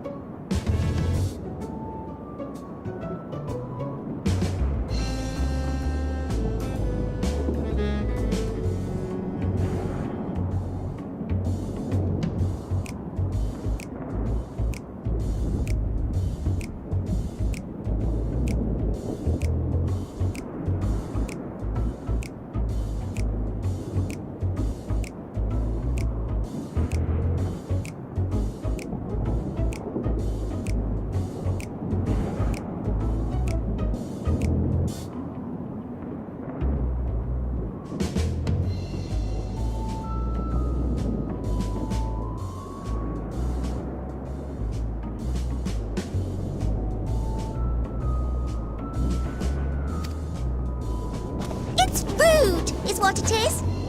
At least that's what I thought at first, but then folks got to wondering if you weren't in a spot of bother, so we decided to take matters into our own hands. Come down here and help, if our help be needed. So she says, but it's also something of a convenient excuse to visit Aetherius. Urianger made it sound absolutely marvelous. More so before the impending doom, but still. And it's not like there will ever be a better time! What with the aforementioned doom? Marvellous, they say, yet not an ounce of pudding to be found! I must suffer Urianger's inferior works no more! Hey! Maybe consider the plight of present company before you go blathering on about pudding and doom? Ahem. As I was saying, should you require any assistance with whatever, we are at your disposal. We were born from Hydaelyn's love for the lives of this star, so naturally we would much prefer to see them continue. Twiddling our thumbs up on the moon is hardly conducive to that, though, is it? Aye, not when you've all got such precious thoughts and feelings and hopes for the future deserving of more active preservation. Speaking to Urianger made us realize that while we've carried out our duties to the letter, we've failed to fulfill them in spirit. From there, it was just a hop, skip, and a jump towards resolving to do better. So please, show us how. Help us help you.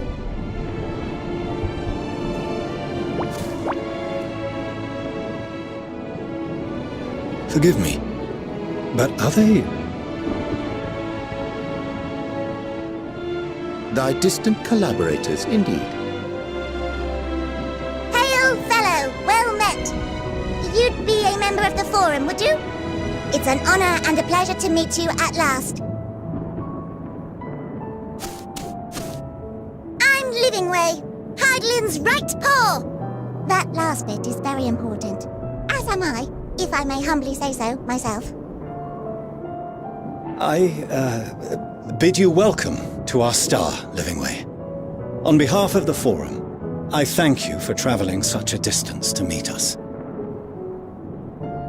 As you have surmised, preparations for the Exodus have not proceeded as smoothly as we had hoped. I should be happy to personally escort you to our headquarters in Sharlayan, where you may advise us as you deem fit.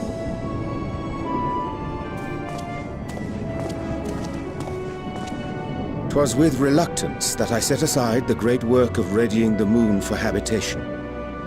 Be assured that I did so only after the Loperites made plain their earnest desire to come hither, and I myself felt a growing certainty that their contributions here would prove invaluable. 'Tis trite, perhaps, but I followed my heart.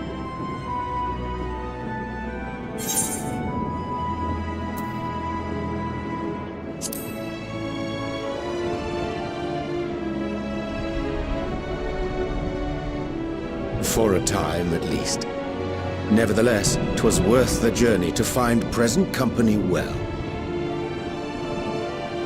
Wilt thou attend us at the Forum and lend thine own wisdom?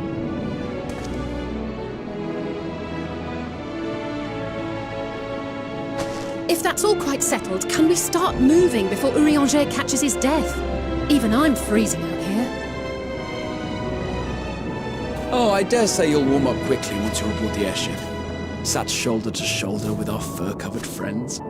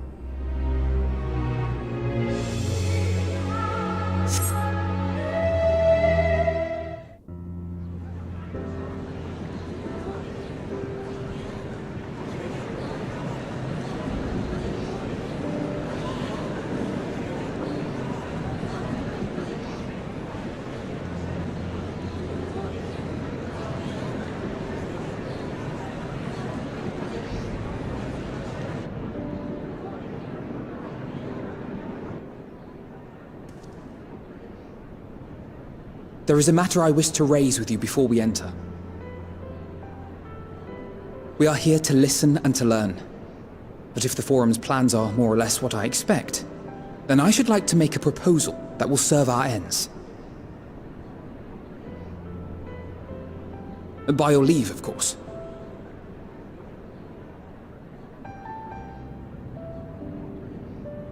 I don't see why not.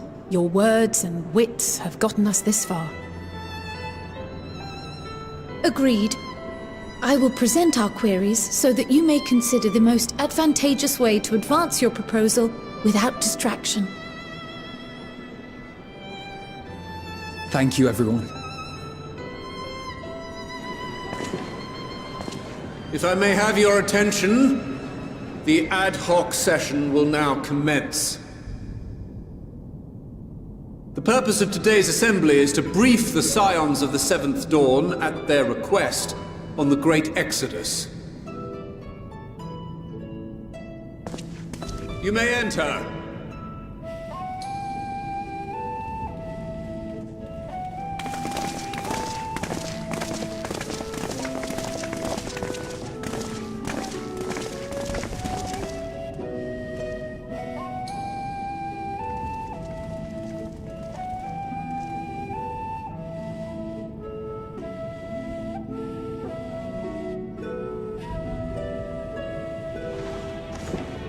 On behalf of the Forum, I commend your heroic actions on the Magna Glacies. We shall not soon forget your service to us and the people of Radzat Han. The Satrap, whom we have informed of the refugees' new arrangements, sings your praises as well. As an expression of our gratitude, we will endeavor to answer your questions as fully and openly as we are able. Then let us begin. First, it is the Forum's objective to ferry the life and knowledge of this star to the moon. Am I correct? You are. It is for this purpose that Sharlayan has labored these many long years. We have collected biological samples and scientific records from across the star. When the time comes, they will be moved from their places in Labyrinthos and Numenon and conveyed to safety. Once that critical task has been accomplished, we will begin transporting the Sharlayan citizenry, which has been categorized into groups. The earliest arrivals are to ensure hospitable environs for those who come after. Following our people, we will send those of other nations in turn, beginning with our allies.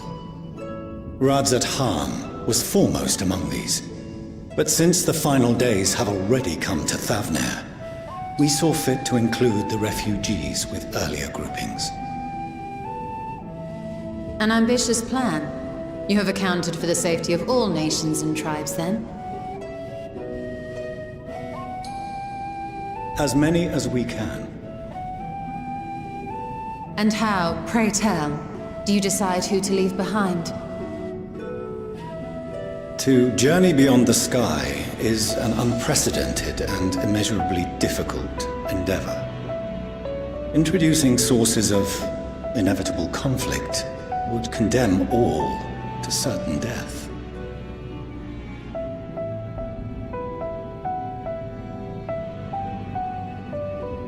Questions as to the validity of that approach aside,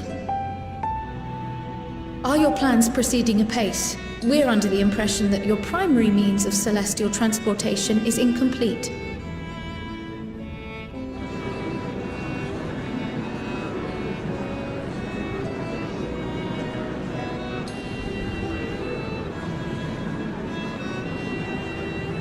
If only in that it does not meet our optimal parameters, that is correct. This arc, as some have taken to calling it, is fully operational and could be launched even today. However, the final days have progressed more quickly than we anticipated. At present, the ship is incapable of attaining speeds sufficient to meet our evacuation targets. Should we put the vessel into service, as it is now, we will be unable to travel to the moon and back quickly enough to complete the necessary number of trips. Precious lives and knowledge will be lost. Seven hells. Is there anything to be done? The ether burner, the primary means of propulsion once the craft is in the space between stars, is undergoing testing to determine whether it can be made more efficient. Though cargo is being loaded for the initial phase of the Exodus, we are prepared to continue our experimentation up to the day before launch, should it prove necessary.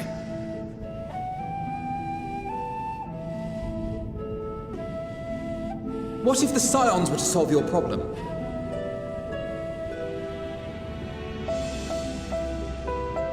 We shall help devise a means to improve the ether burner's efficiency, on 2 conditions. If we succeed, you must allow us to meet with Hydaelyn.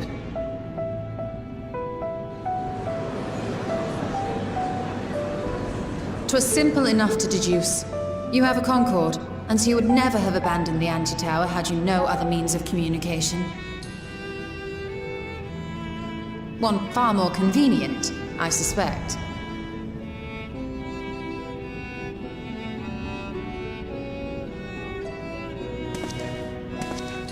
The second condition, also to be met upon our success, is that we be permitted to propose another use for your Ark.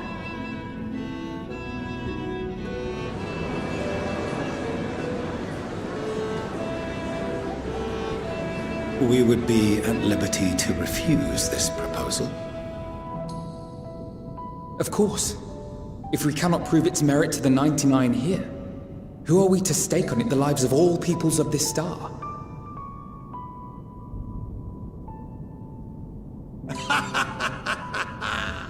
Delightful as always, Master Alfino.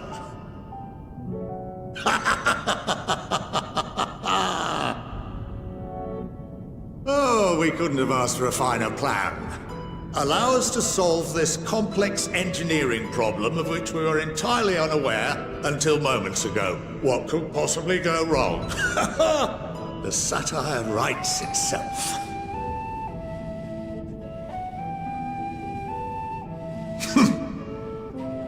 Yet, what field has not benefited from a change in perspective? When we are at wit's end, what we need is not the same dry theories recited ad nauseam, but fresh inspiration.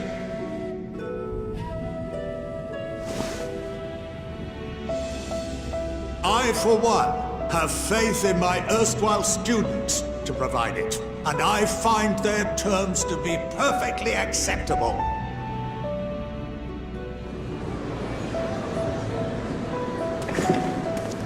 Order! Order! We have no time to waste on debate. I call a vote. All in favor of agreeing to the Scion's terms?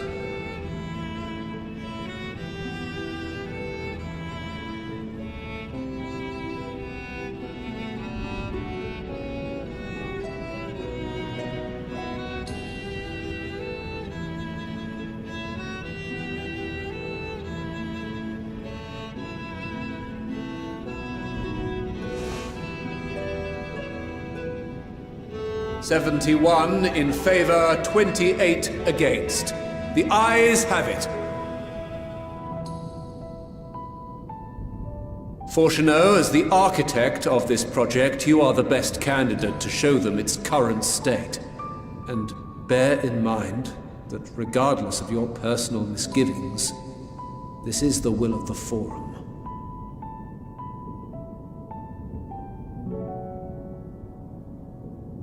Very well. I call this session to a close. Return to your tasks with urgency. The final days wait for none.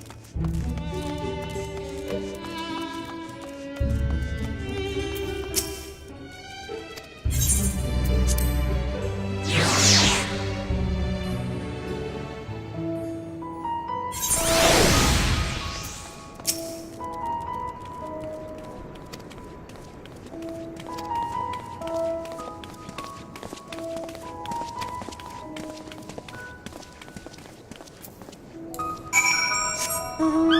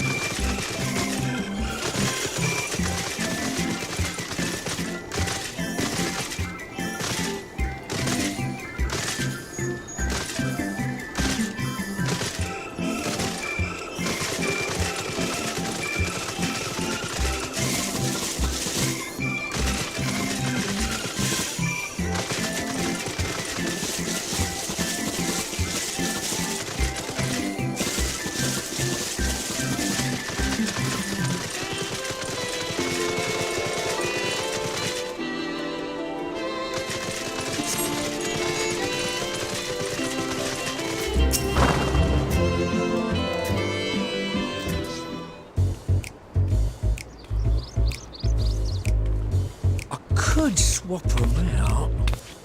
No, been there, done that. Damn near lost me eyebrows.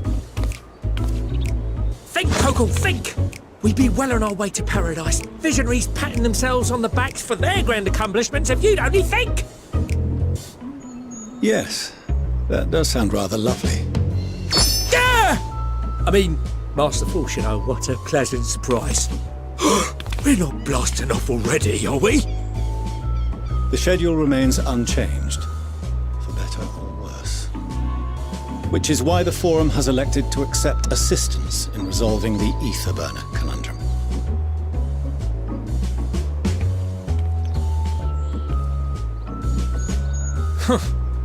Not seen you lot down here before.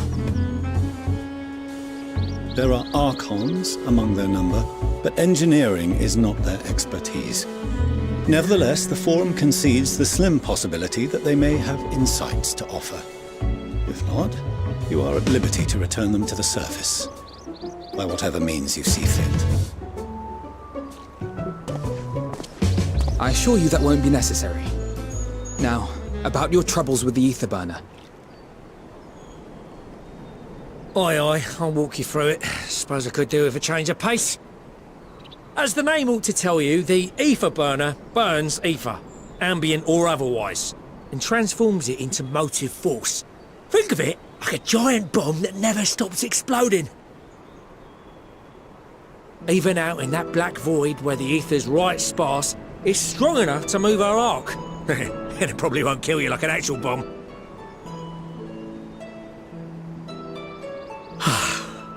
But it ain't perfect. According to my calculations, to travel to the moon and back fast enough for the Forum's liking, the conversion rate needs to be 6% more efficient.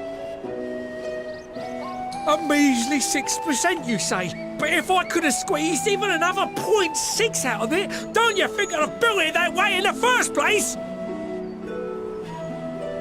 Hast thou consulted with the Loperites? Yes, they too are conducting their own research, for lack of a ready answer.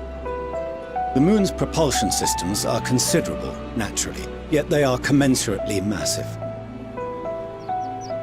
It is no easy feat to convert their technology into an efficient means of propulsion for a teeny tiny toy boat, as they say, and as I most certainly do not. Yes, exactly! Damn it all, I asked for refined adamantite and they send me uppity rabbits with inscrutable, ancient, incompatible technology! You're trying to drive me mad!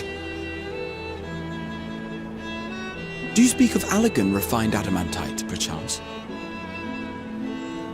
You know of it? Only in the most general terms, I'm afraid. 'Twas an alloy of Allegan make, but the secrets of its production were closely guarded. As I recall, the record stated it was vital to Dalamud's construction and launch. Aye, that's the stuff. No material more conductive far as I know. Slotting some ends like blowing up a dam and watching the river of ether come rushing through. Ain't a living soul that knows how to make it though. We were fortunate enough to salvage some for the ether burner, just a wee bit, mind, from a chunk of Dalamud that came hurtling into the Northern Empty during the calamity. With more, well, that extra 6% efficiency would be child's play. It's a crying shame that we've no other sources. Surely the many shards of Dalamud scattered throughout Eorzea would suffice. Why not get the refined adamantite from them? Oh, we tried, believe you me. But only a few specialised pieces would have had any in them to begin with.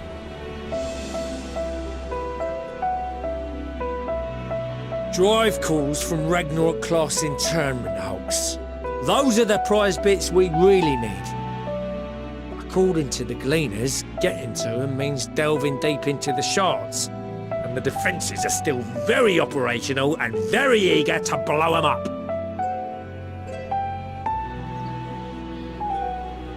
It's rough going in there, even for the cream. Not sure they'd make it out alive. Weren't we near that part of the Ragnarok when we went to destroy Bahamut?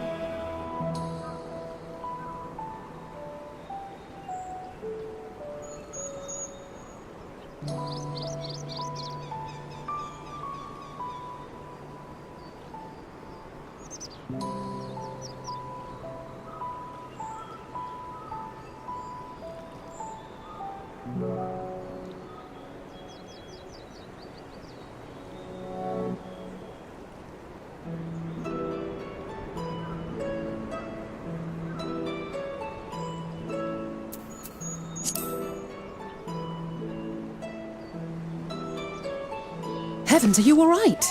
You look pale as a... Well... Best put that battle from your mind for now. Deep breaths. That's it.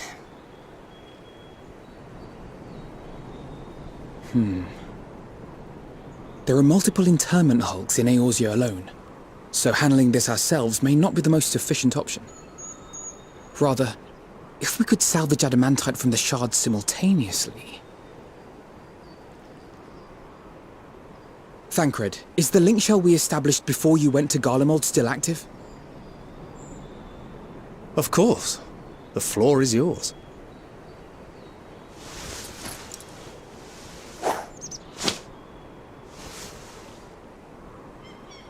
What's all this? Gathering firewood, so to speak. We alone can accomplish little, but joined by others, we may yet build a bonfire to carry us heavensward. This is Alphino. The Scions have need of you.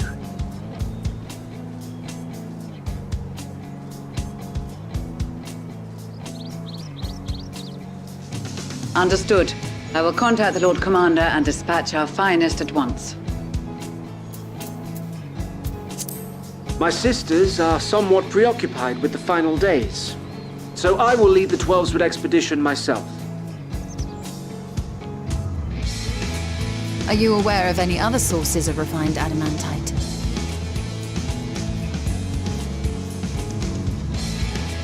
Logically, such an invaluable alloy would have been utilized solely where absolutely necessary, in components intended to conduct or collect surpassing amounts of ether.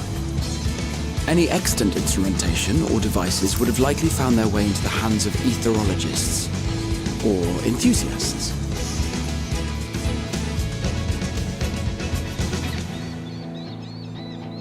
Magical artifacts of Allagan design? The Eastern Alliance will send word to one and all. Are there other ways we may offer aid? No shards of the lesser moon scar our soil, but our stake in this cause is no less for it. Is there anything in Othard that might be of use to you? What did you say? Oh, you got friends in far places, lad. Anyway, if you're offering, I wouldn't say no to one of those Far Eastern sacred relics. Some of them can hold enough ether to summon the whole damn primal. Find a source like that with the ether burner, and 3, 2, 1, kaboom! I gather you heard his explosive enthusiasm. Might you secure us a suitable relic? It shall be done. I know little of machines, but I promise we will do our utmost to gather the materials you need to finish your starship. I am glad for the work, in truth. Better to busy oneself than wait and fret over disasters foretold. Then why are we all still standing about yapping? There's plunder for the taking, and I'm a born plunderer. I'll be an old Charlian before you know it. Start mixing the grog! I'm certain that can be arranged. Thank you all, and do be careful. Just like that. Aye, just like that. Our refined adamantite is on its way. Now let us consider our next steps, shall we? There's yet much to be done.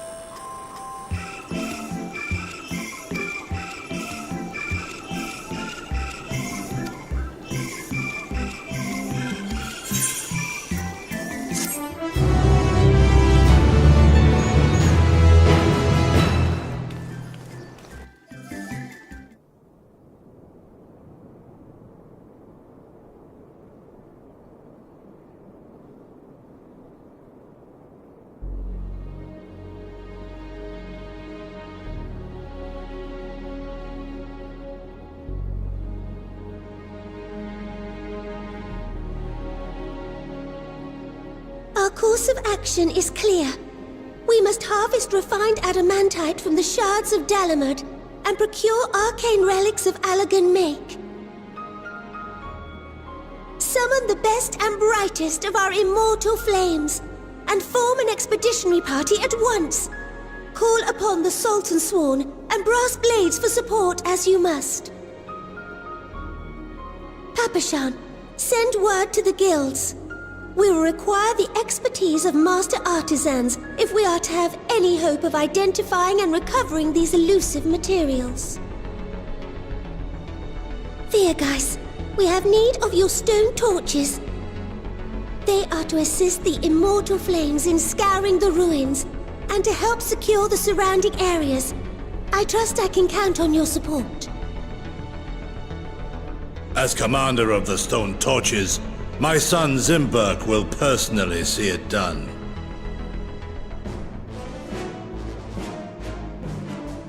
Pippin, I would have you lead the raiding party. Assemble your finest, and with Chizona's blade, clear the way. Lord Lolorito, I pray you take charge of the search for Allagan relics. Surely you know of some being traded on open or clandestine markets, or sleeping in collectors' vaults. Of course, I ask not that you do this out of the kindness of your heart. By all means, profit on the transactions. I wish you the joy of it. The final days descend upon our world. If circumstances are truly as dire as they say, Uldar's best efforts may be for naught. And yet, When we Eorzeans rose from the ashes to rebuild our broken realm, did we not learn one simple truth?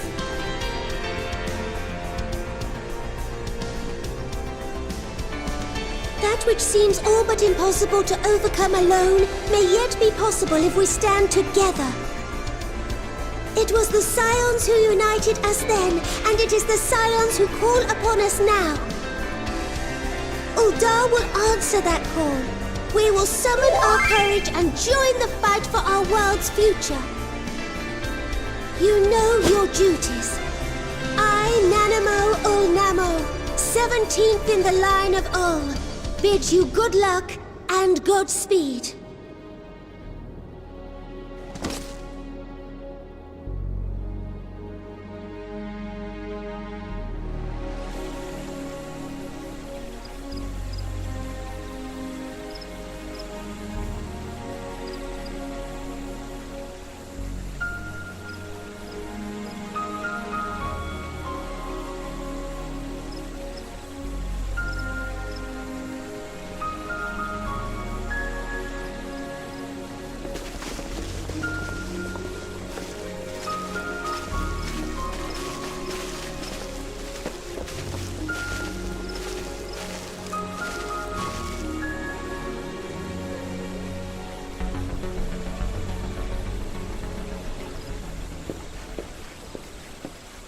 We fielded a goodly number, but our ranks are heavy with healers, and an abundance of restorative magics will be of little help in destroying Dalamud's defenses.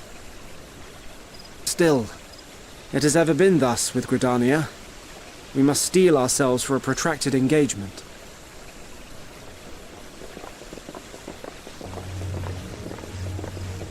In that case, might I suggest taking us along?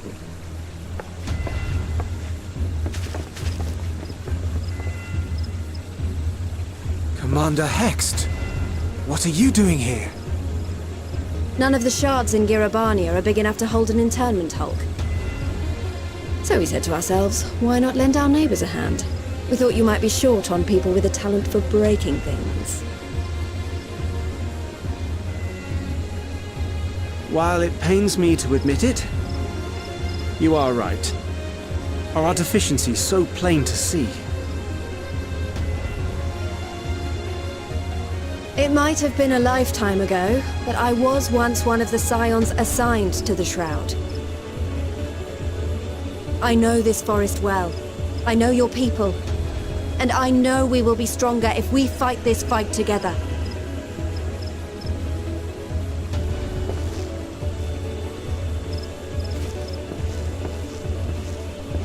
Then I will impose upon you with a clear conscience. Come. Let us speak of how to integrate our forces.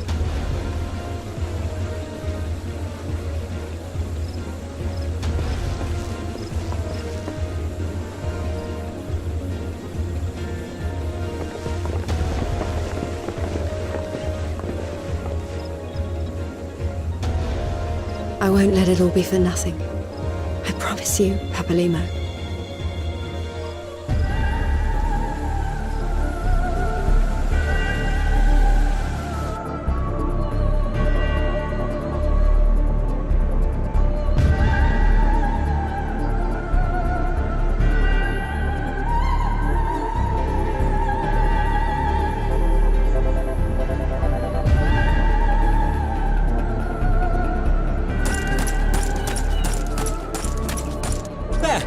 There you are!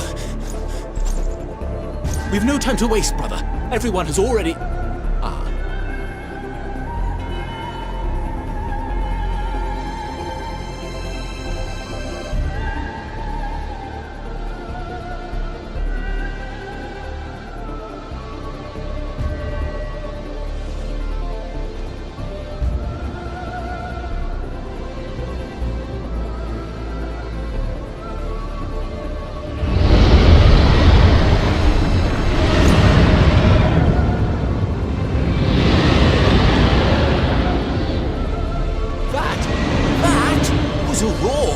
A dragon's roar!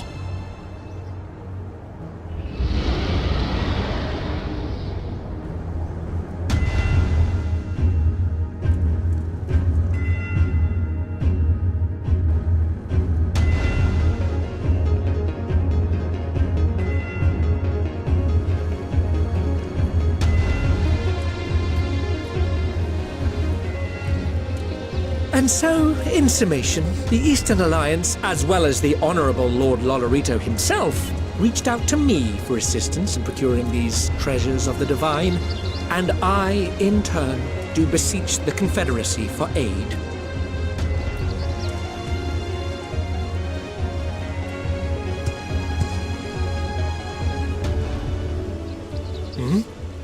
Is that... Hancock? What a surprise this is.